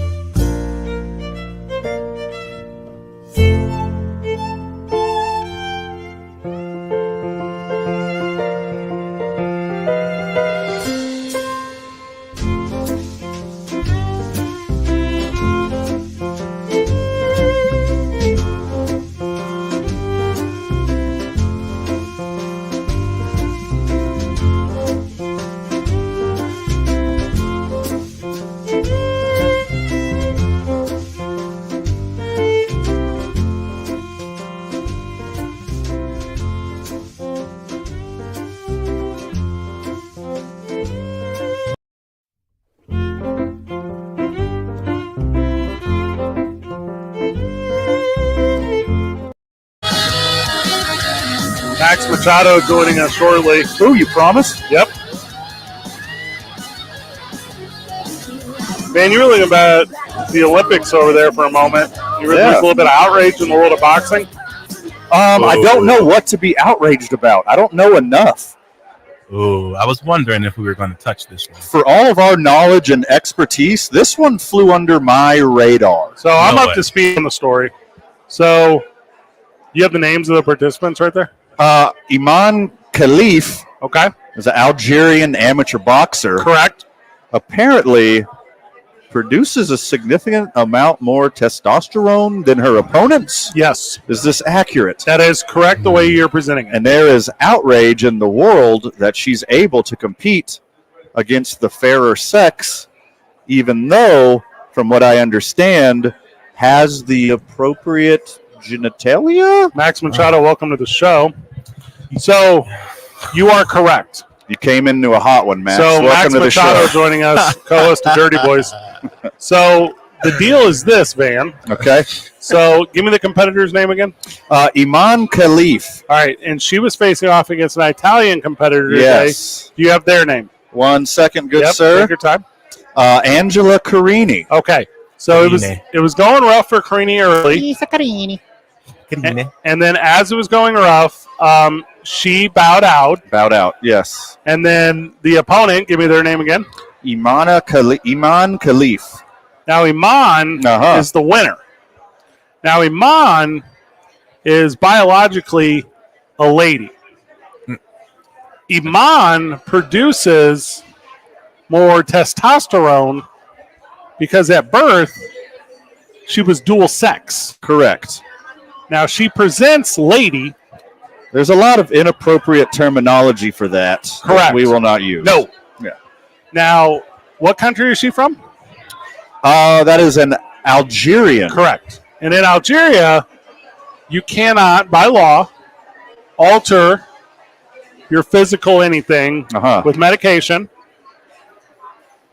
So she is only a lady with a ton of testosterone. Now, go ahead. Go on. I was going to say what's a lot of times when they mention these rules and we're talking about if this is fair or not, everyone that I saw that was saying this should be this should be legal, this should be allowed.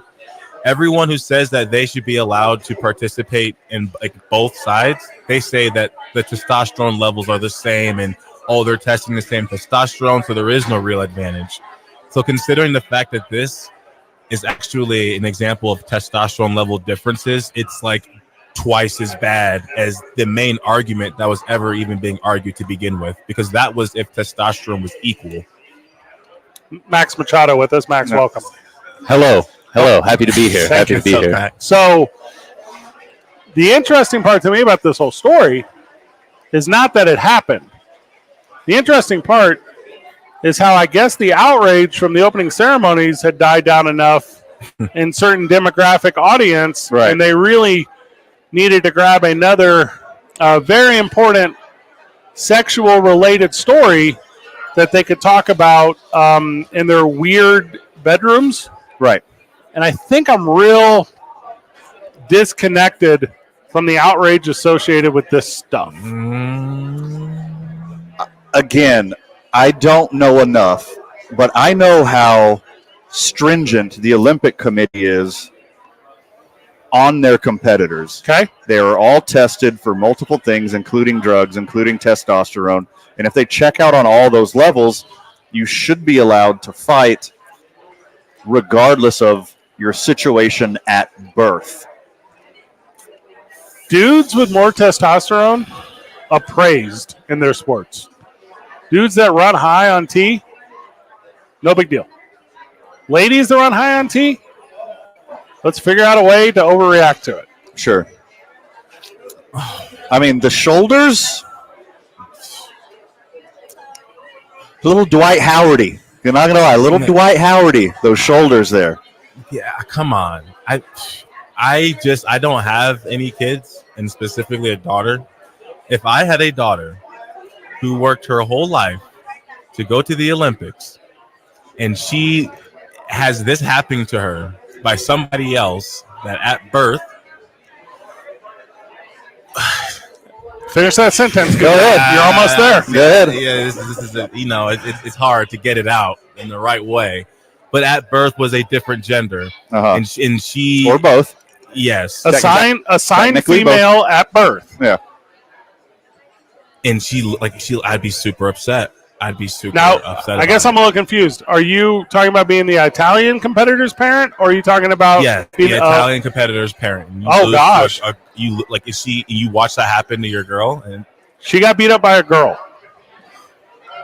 That's what happened in the Olympics. She went and boxed in the Olympics and got beat up by a gal in the Olympics. A girl who just so happens to produce more testosterone and has Dwight Howard shoulders, and allegedly is a very talented boxer.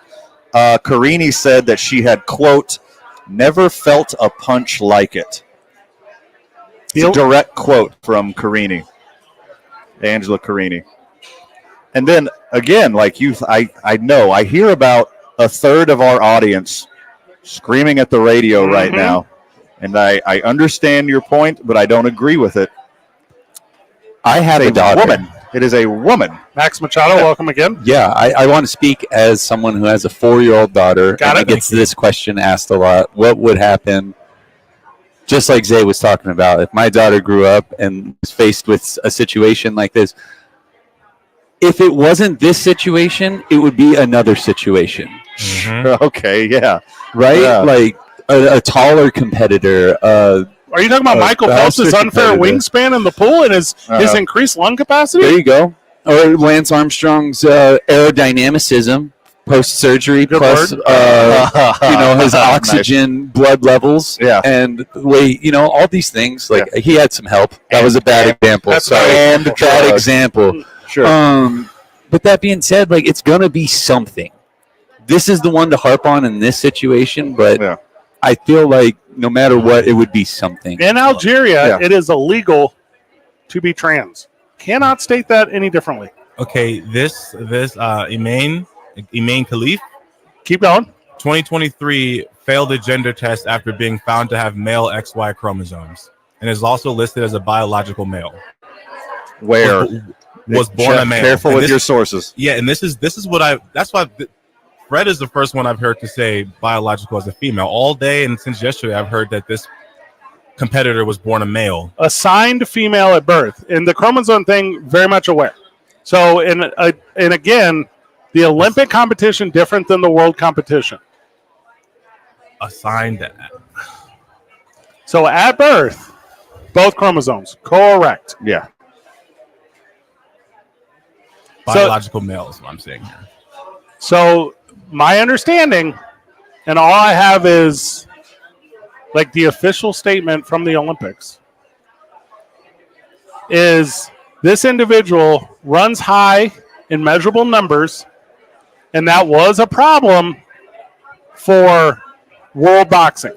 The IOC said no.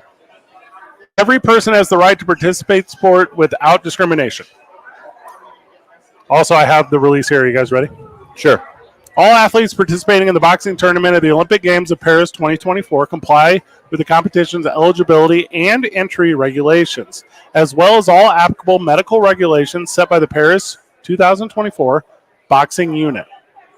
As with previous Olympic boxing competitions, the gender and age of the athletes are based on their passport. These rules also applied during the qualification period, including the boxing tournaments of the 2023 European Games, Asian, Pan American, and Pacific. The ad hoc 2023 African qualifying tournament in Dakar, and 2 world qualifying tournaments held in Busto and Bangkok, which involved a total of, are you guys ready for this? 1,471 different boxers from 172 National Olympic Committees, the boxing refugee team, and individual neutral athletes, and featured over 2,000 qualification bouts. The PBU used the Tokyo 2020 boxing rules as a baseline to develop its regulations for Paris 2024. This was to minimize the impact on athletes' preparations and guarantee consistency between Olympic Games. The Tokyo 2020 rules were based on the post-Rio 2016 rules, which were in place before the suspension of the Boxing International Federation by the IOC in 2019 and subsequent withdrawal of its recognition in 2023. So that means the Boxing International Federation stepped away in 2019 from the Olympic regulations. Keep that in mind. Continuing the statement, we have seen in reports misleading information about 2 female athletes competing at the Olympic Games in Paris 2024. The 2 athletes have been competing in international boxing competitions for many years in the women's category, including the Olympic Games in Tokyo in 2020. National Boxing Association, IBA, World Championships, and IBA-sanctioned tournaments. These 2 athletes were the victim of a sudden and arbitrary decision by the IBA towards the end of the IBA World Championships in 2023. They were suddenly disqualified without any due process. Continuing, according to the IBA minutes available on their website, this decision was initially taken solely by the IBA Secretary General and CEO. The IBA board only ratified it after only subsequently requested that a procedure to follow in similar cases be the future established and reflected by IBA regulations. The minutes also say the IBA should, quote, establish a clear procedure on gender testing.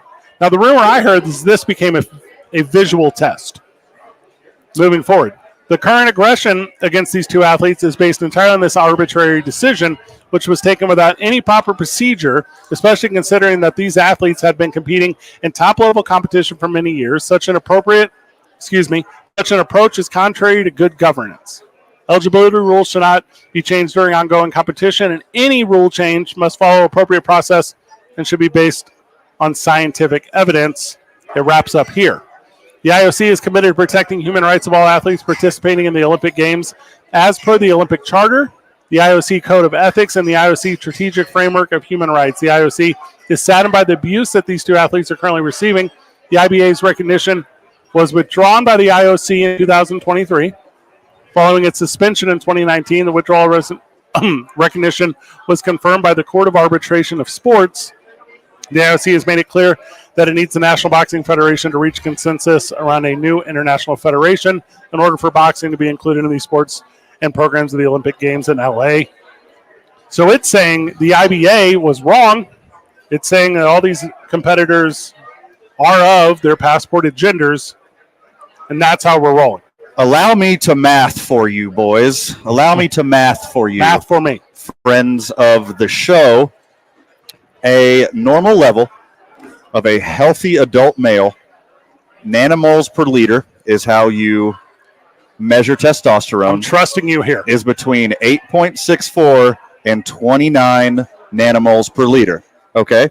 That's a pretty big spread for a healthy adult male. Yeah, okay? So. That sounded like so it's 8.64 to 29. 8.64 is the cutoff. I mean, I'm probably 29. Okay. So it's 8 just think about 8.5 to 29. The IOC, to box as a woman legally, your testosterone levels have to be 2.5 nmol, nanomoles per liter, for 24 months. So at the very least, she has 10% of the levels of a man. The very most, she has 25% of the levels of a man. That's not a dude. That is a complicated situation. Let science ring true. Woman, quarter of a man, talking about testosterone, not brain size. And another thing, I just came with this conclusion, right? And it made me think of this because I keep hearing that they've been boxing and this isn't like a first thing. I would assume that the Italian fighter, I forgot her name, I would assume she knew what her matchup was prior to the fight. Like, I don't think it was like a blind. No, you're thing. correct. Yeah. So now I'm starting to factor this in, and it's like I'm one of those guys. This could have hurt me or helped me. This could hurt me or help me. If I don't like my odds and I feel like I might back out of something, I'm not gonna go into it because I don't want to quit or back out. So I'd rather not get myself into that situation. So if I would assume that the Italian fighter had heard the controversy behind Emaine and knew that she was going against a superior opponent. So in my opinion, you shouldn't have went out there. Any type of protest you have or had, you should have expressed that beforehand. And I don't think you should go in there, take a couple hits before you realize, oh, I don't want to do this. Like, you should be ready to go in there and get knocked out. Like, if you have to get beaten, you got to get beaten. But you can't know who your opponent is and then feel the punches and then decide that you think it's unfair. Yeah, and if that makes sense. The narrative is obviously some dude is stepping in the ring and beating up women in the Olympics. Also, she's like in the 30s in the world ranking. She's taken a bunch of L's by the way to women. I can't imagine this testosterone heavy lady is into boxing. That's crazy. Wild. That's crazy that this thing in her core leans her towards this activity. That's so wild. The real outrage here is social media idiot. The real outrage here is how so many individuals are so willing to spread just hate-filled messaging. Sure. How dare that tiny ball of muscle, Simone Biles, compete in the Olympics? She has an unfair advantage because of her genetics. Well, and not to be this guy, I know we got to go to break. Not to be this guy. There's a lose-lose in that world. They give, let's say Van is a boxer. Van does not want to get into the ring with a transgender athlete because then A, he either beat up a transgender athlete or B, he got beat up by a transgender athlete. Yep, that's why I didn't probably more of the second one. More knowing you, yes. And Imane is also 9-5 as a fighter. And I would assume she didn't lose. She's not the business. Okay, so she's 9-5. She's been beat by a woman. 5 of them. So certain opponents have figured out her weakness despite her advantages. Also, is this like cutting weight? Do you have to be like 2.4 nanograms per liter of testosterone, and then the night before you just eat a bunch of bone marrow or something? 2 years. How does this work? Or do you have to watch like Lifetime movies and Hallmark Channel? Watch Rambo. It'll be just fine. When we get back from the break, we continue live from Sadies on 4th. We still need to hit our I-9 varsity of the day. Also, our 66 Blue Plate special of the day. It's 2 Men On 95.9 FM and AM 610. The Sport Manual. Brought to you.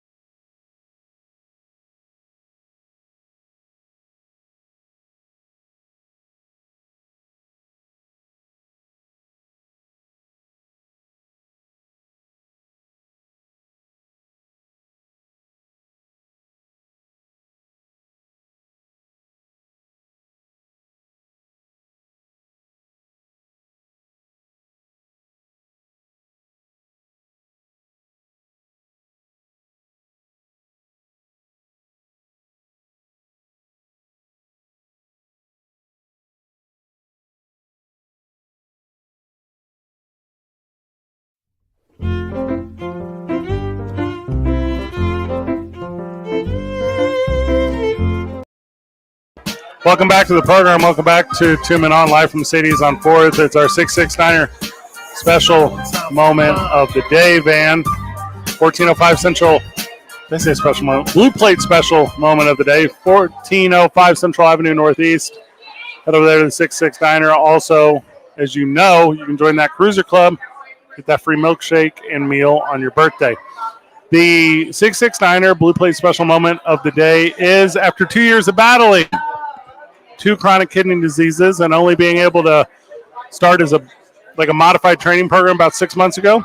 Suni Lee comes back to the all-around podium with bronze medal at the Olympics, boys. Let's go. Suni Lee, she was your gold medalist in Tokyo 3/4 years ago. Right. And now her and also Simone Biles gold medal. So outstanding on her. The gal from Brazil in the middle, what's her name? Armada, whatever her name is. So there's the big finish for Lee. She medals again after really going through it. I don't know if you guys saw any of the stories on her, but her body would not get rid of water. She had gotten big, Max. That's tough. So super cool thing. That's cool. Like the gold and bronze medalists, what they've both overcome. Yeah. In the last few years, like Simone Biles, like famously mentally unwell. Correct. She was a poster child for mental health care and did a lot of good for a lot of people. And then now all the struggles Lee went through, like her overcoming all that and seeing them both on the podium at the same time is just such an awesome tribute to people's resilience in this sport. Simone Biles is a little bit bigger too, because if you remember going back to 4 years ago, whenever she stepped down in Tokyo and Michaela Skinner was there, and Michaela Skinner sucks. I mean, I don't know how to say that. So she's just like the ultimate bully of bullies. And that stuff is even continued through like the team and the all-around events today. It's, some of this stuff just never escapes you. Like you can never get out of the eye of individuals who are by choice trying to harm you. And props. Sorry, Fred? No, go ahead, brother. I was going to say props to Simone. Like, just what Van said, she overcame a lot. But another thing that should be highlighted is, I won't lie, when she stepped down, I was one of those main people. I was still in the football mindset. So I'm like, oh, no, you have to push through everything.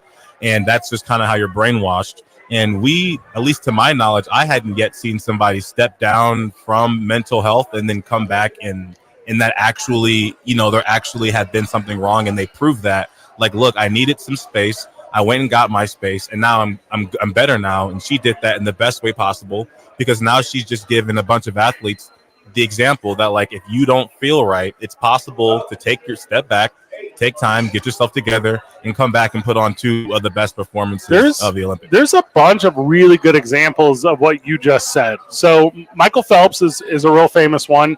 Really? He stepped away after a bunch of struggles. Serena Williams is a real famous one. Lindsey Vonn is a real famous one. Naomi Osaka is a real famous one. I was going to say her. Yeah.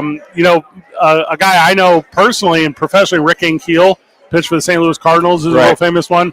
You're familiar with the wide receiver Brandon Marshall, who played for the Broncos and the Bears. Ronda Rousey, obviously. I mean, the list of athletes who say, let me breathe for a second.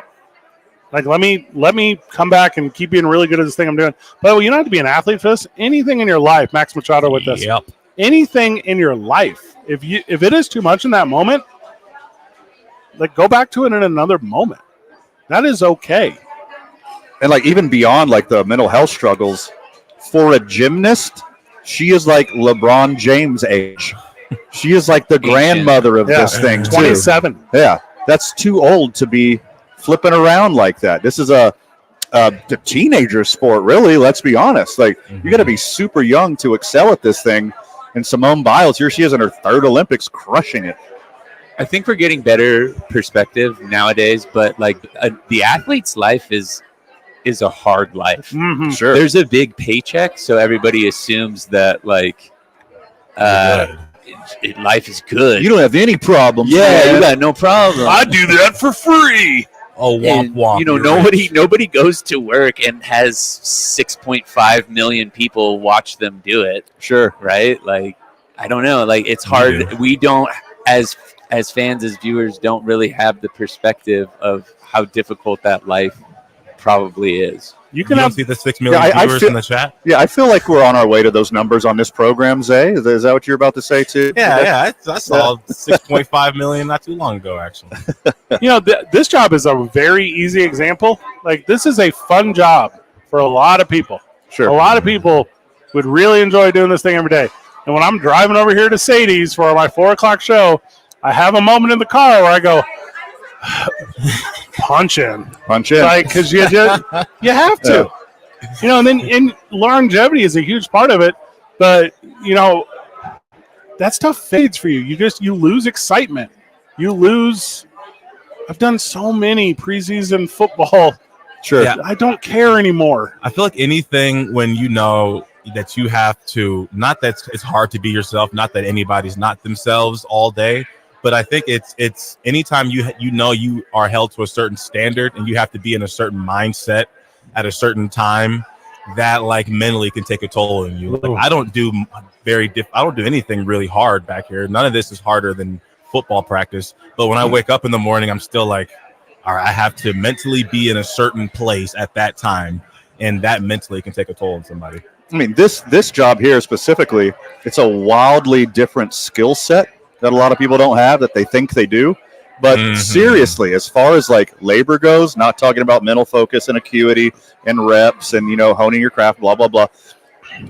Managing an Arby's is significantly harder than this job. Oh, yeah. Like, 100%. And that same guy will say, like, oh, I'll switch jobs with you. I'll do that for free. Until you step up and do this, you have no idea what you're getting into. And it's times a billion for a professional athlete. Like, all the pressure in the world on you, not only do you have to keep your mind right, you got to keep your body as good as the top 1/10 of 1% of the world. You got to be like the best at everything. Staying focused, staying prepared. Yeah. Your body has to be. You got to eat chicken and rice and broccoli every day for your whole life. Not the weird vegetarian meal that Paris is trying to make you eat. You got to be just elite. You got to take all the joy out of life so you get to have that one moment to represent your country, represent your family, represent all your friends, everything you've ever cared about, everything you ever worked for, and then people yell at you for no reason. You surrender it all. Yeah. You surrender every single thing for that moment. And then someone and they have an egg logo as their profile pic. Tells you how you are. You got people that think the radio is easy, right? But then even just calling into a show, they get too nervous to get their sentence out. It's like, look, there's also a certain level, like you said, it's sport takes it all and combines it. But like for radio specifically, it's like you have to mentally be okay with everyone hearing everything you say. You have to not care if you say something stupid. Like, there's some people where things like that are so hard for them, and they will sit at home and be shriveled up in a ball and can't move because they're just panicking. Like, I have to go talk on the radio, and I don't know what I'm going to say. Public speaking is a absolute terrifying thing. Sure. Unless you're really good at it, and then you don't realize how terrifying it is. Yeah. It's enough reps, you forget. This thing that I do well, I've been doing well for 20 years. I don't know it. I don't recognize it as hard anymore. The thing that Simone Biles does really well doesn't realize how hard I believe it is. Sure. Like, that gal is so good at it. We step away to come back. I need Max Machado to give me permission to play fling golf on a course. It's Tuning on 95.9 FM and AM 610, the Sports Animal.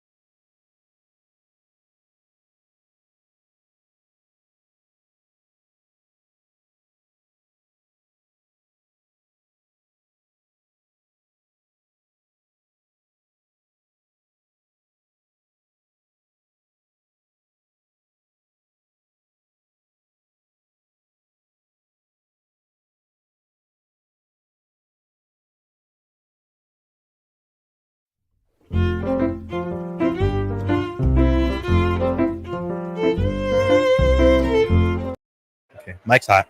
Hot to death. Hot to death. You can see me flex, but now I'm no stranger. I make it hot to death. Welcome back to the program. Welcome back to 2 Men On. Dirty Boys presents Fill in the Holes. Will be recording tonight for their Saturday morning program. Yeah, baby. Max Machado is here. Jay Choi will be joining. And I don't love golf the way that you boys do, but I recently just found Fling Stick, Max. All right, are you familiar with this? I'm trying to get a sponsorship. I'm kind of familiar. I got a little flinging experience myself. So do you feel like you become Freddie Flings? Yeah, dude. I think this is like so up your alley, Fred. I think it's good. I think you're going to love it. Yeah. So what it is, it's a stick, and then on the end of it, there's a spatula. And then you overhand just chuck like a golf ball as far as you can, two-handed like William Wallace swinging a brave sword. So can I use this at the Anything But Bat tournament? Yeah, sounds like something I could use. It's very battish. Okay. It's too batty. It's too thin. It's too batty. Okay. Well, it for you, maybe. it wouldn't hit a wiffle ball well. No. It's like a small, if you're familiar with the sport, highlight, it's like a small highlight flinger on a stick. Also, if you need another visual, it's like a baseball cup on a stick. Not like a normal person's baseball cup, but like a big one, like mine, like the ones I own that are in my dresser drawer. So you three boys, we'll with your golf, we'll be clubs for sure. I need some Dirty Boys something to wear, obviously. Mm-hmm. So, and I show up, no bag. Nope. My sling stick. My fling stick. Mm-hmm. And I accidentally said sling because I was going to mention that I'm going to put a sling around myself. There you go. To hold it. Smart. And I'm going to wear it like a sword over my back. Mm-hmm. Sheath it. Hold up, new plan. Get a sheath. Yeah. Mm-hmm. Put the sheath on my right side because I'm not going to drive a golf cart. Yep. And then get your steps in, baby. I prefer walking when I don't have a bag. When I only have my fling stick. Do you believe any courses will have a problem with me? I don't think so. Puerto used to have them in the pro shop available to rent. I'm going to call them. Of course, it's Puerto. God, I love Puerto would let you. It's the right attitude. I think it would be perfect at the par 3 course at Los Altos. That way you don't have to just chuck it. I think any like Muni city course would probably have a problem. A little stuffy country club, like you're gonna get Karen'd, you're gonna get Janiced for sure. Walking around with that giant stick, flinging a ball around. I think a lot of places will be very open to it. I'm a fling sticker for Harris. And nice. I'm going to go out there and really represent. Yeah. Also, I think every time you come around the city, fling. Thank you for that. You're welcome. That's a Megan Thee Stallion reference. It is not, but you got close. To me, with my new fling stick endeavor that I'm about to take on, by the way, not an official partner, they will be. I'm going to make this happen. Whenever I think without practice, I can 220 yards. Ooh, that's ambitious. That's like throwing it out of the baseball stadium. Oh, 100%. With a huge stick extending from my long arms? You're going yard with the fling. Yeah, my entire body is like a trebuchet. You're not wrong. You're not wrong. Yeah, generate some leverage with that body. And if I do a thing, because I got like a sturdy base, and if I do like a little leg lift and I come forward, but I 10 lincecum it over the top, extended sticky. So you're going over the top. Oh, 100%. Yeah. What are you doing a scoop? I might do like a little side boy, like a sidearm, like a little sidearm southpaw boy. I saw a video of someone throw a baseball out of like a baseball park, and everyone was going crazy in the comments. I don't know how hard. impressive that Yeah, is. it's really hard. Very impressive. So like most outfielders can't do it. Like it's just the top outfielders. MLB ones can. Okay, gotcha. So it's like okay. Yeah, if it's just some dude, no, that is insanely hard. Yeah, it was a random. I'm going to become a fling stick pro. That's my vision. I love this. Thank I you. love this plan. It's so unique. Yes. Van? All right, anything. Well, I still would like to golf, but I'm fully behind you. I support you. If I can get you out on the course more to have fun and get more laughs, I don't like that part. Make some more oat sodas disappear. Like anything we could do, sign me up. I'll have to learn to keep score. Can you count? Not high. Okay. Well, you got to go 4 or 5 at a time. Hopefully not 6 or more. But hopefully you do hopefully a good day is you're counting only in 3s, 4s, and 5s. Counting on one hand is good. Yeah. Maybe a thumb on the second one. When we get back from the break, it's our I-9 Varsity of favorite things to count. It's 2 Men On, 95.9 FM and AM 610. Sports Animal.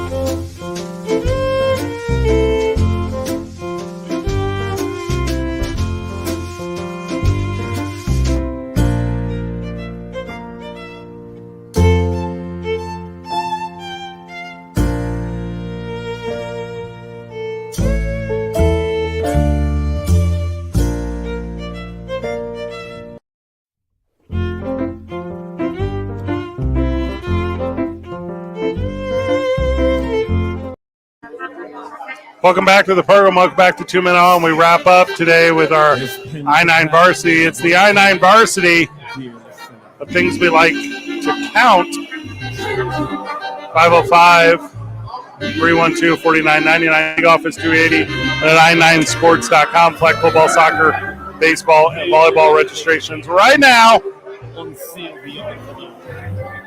I will lead, boys. Go ahead, buddy. The thing I've recently enjoyed counting lately is carbs. I've been counting my carbs. You have been. Yeah, so there you go. Put it on my list. You living that keto life, right? I'm in ketosis flu as we speak. You're meato. I'm irritable and tired. Do keto, so you have to eat-o a lot of meato. I like to count my blessings. Oh, Max, you sweetheart, you. Good I answer. do. I do. I have a wonderful family. Yeah. I'm grateful for the gig I got, and I'm grateful to be here with you guys. I like All that. of those are blessings in my book. Except for that day me and Max met. He hates that day. Van? All right, first I'm going to go with Count Basie, American jazz pianist and organist, absolute legend in the game. Count Basie, unparalleled Zay? in the jazz piano world. Zay. As I'm out here in New Mexico with no fam, I like to count on myself. Aw. Now, how about that one? No one's ever helped you, huh? Oh, well, Not a single person throughout his whole Is that life. what you were saying? Nah. Strong, nah. independent woman. Can't No. tell him nothing. I'm one of the things I count on. Well, how fortunate I am to have a nice Fred Slow.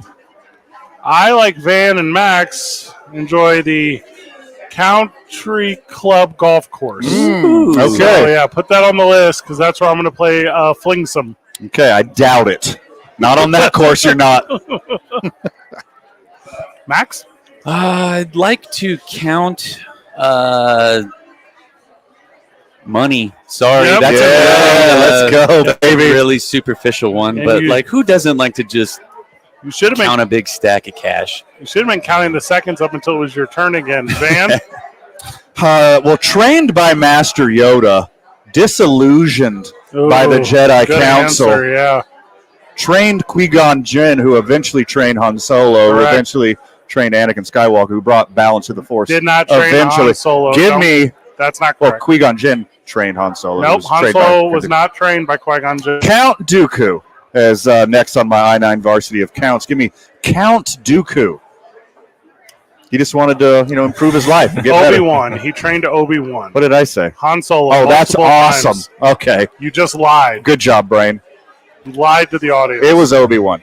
That's what I meant to say. The other, a handsome white dude. Han Solo is the father of Ben Solo Ben DiNucci, Kenobi. backup quarterback for the Dallas Cowboys. Mm-hmm. Isaiah? I like to count sheep. Oh, I lay down okay. at Good night. answer. Yes, Yeah. It actually helps. I like that one. Good luck trying to relax after that invigorating cold shower. Mm-hmm. Final round, boys, because we're up against it. The thing I've been counting most recently, Mm-hmm. medals. Ooh, The medal okay. count. A lot of There you counting. go. Yeah, I'm a big Olympics guy. Good for you. Mhm. Yeah. I like to count my chickens before they hatch. Good. Yeah, that's traditionally a really good Okay. idea. Often works out well. Not exactly best practice, but it is fun. Maybe I'll get better. That's what I do. I do that too. I like to participate in a little jazz cabbage every once in a while, boys. Uh-huh. The best thing after that is some delicious cereal. So give me Count Chocula. A lot of Count Chocula in my history. Not sober, though. Doesn't hit the same. I like to count the days down to the weekend. Ah. Oh, Nice. TGIF, yeah. Yes. I had a better one, but it left my mind about 3 seconds ago, so I had to pull up quick. Well, that's the thing, because we can't count on you. Like 1, 3, 2. Yep. that Oh, wow. I forgot we're Anderson Paak fans here. Yeah. You guys are Bruno haters. Oh, says who? I'm just indifferent. I like things that are really regular. Wow. Put Bruno on the list. Whoa. Bruno Mars regular. Dang. Fred bringing that Uptown Funk to you. I used to run a bit to where I would see how many days I could go without hearing the song Uptown Funk. Oh, yeah. So this would have been like 2015-ish, I guess. Is that when that came out? So you've never been to a Target since? It's been tough. Bruno Mars seems like the perfect Vegas residency. Like they nailed that. That's the perfect You're place so to right. go see Bruno Mars. Is he there right now in Vegas? Oh yeah, He's Okay. always there. I think like you could take your mom to that. Sure. That would be like Yeah. you could take the Bachelorette fam, party. bachelorette party, you name it. The three of us could go find a bachelorette party. I hope Bruno's doing better. I don't know if Was he doing bad? Well, yeah. Look what happened to Celine Dion when she got a residency. his cheeks were looking a little skinnier last time I saw him. If you know what I mean? No. What do you mean? Yeah, he looked like he may be partaking in something more extreme than what's going to be at Smoking Joe's. Oh, late night. You're talking about staying up late. Yeah. The typical Hollywood. I think he went down to Hollywood. Like some BMX street stuff, like that extreme. Hey, I turned on that BMX street at the Olympics. Dude. That is wild stuff, dude. Yo. I think I might have a new favorite besides women badminton. I guess I never really watched that. I only knew Dave Mirra because he did the big one. How about Jimmy Fredette in the 3-on-3 basketball? That's pretty interesting. Yeah, I thought he was Yeah, I losing. need to start winning. That'd be awesome. I don't know. We don't talk about losers here. Max Machado, thank you for coming on. Happy to be here, boys. Thank you. Isaiah back at the studio. Cold showers, take them. Van, final words. Too much for the time allotted, my friend, but anything we didn't cover, which is ample, check out tomorrow morning on the opening drive with Jeff and JJ. Good job, everyone. Keep breathing. See you at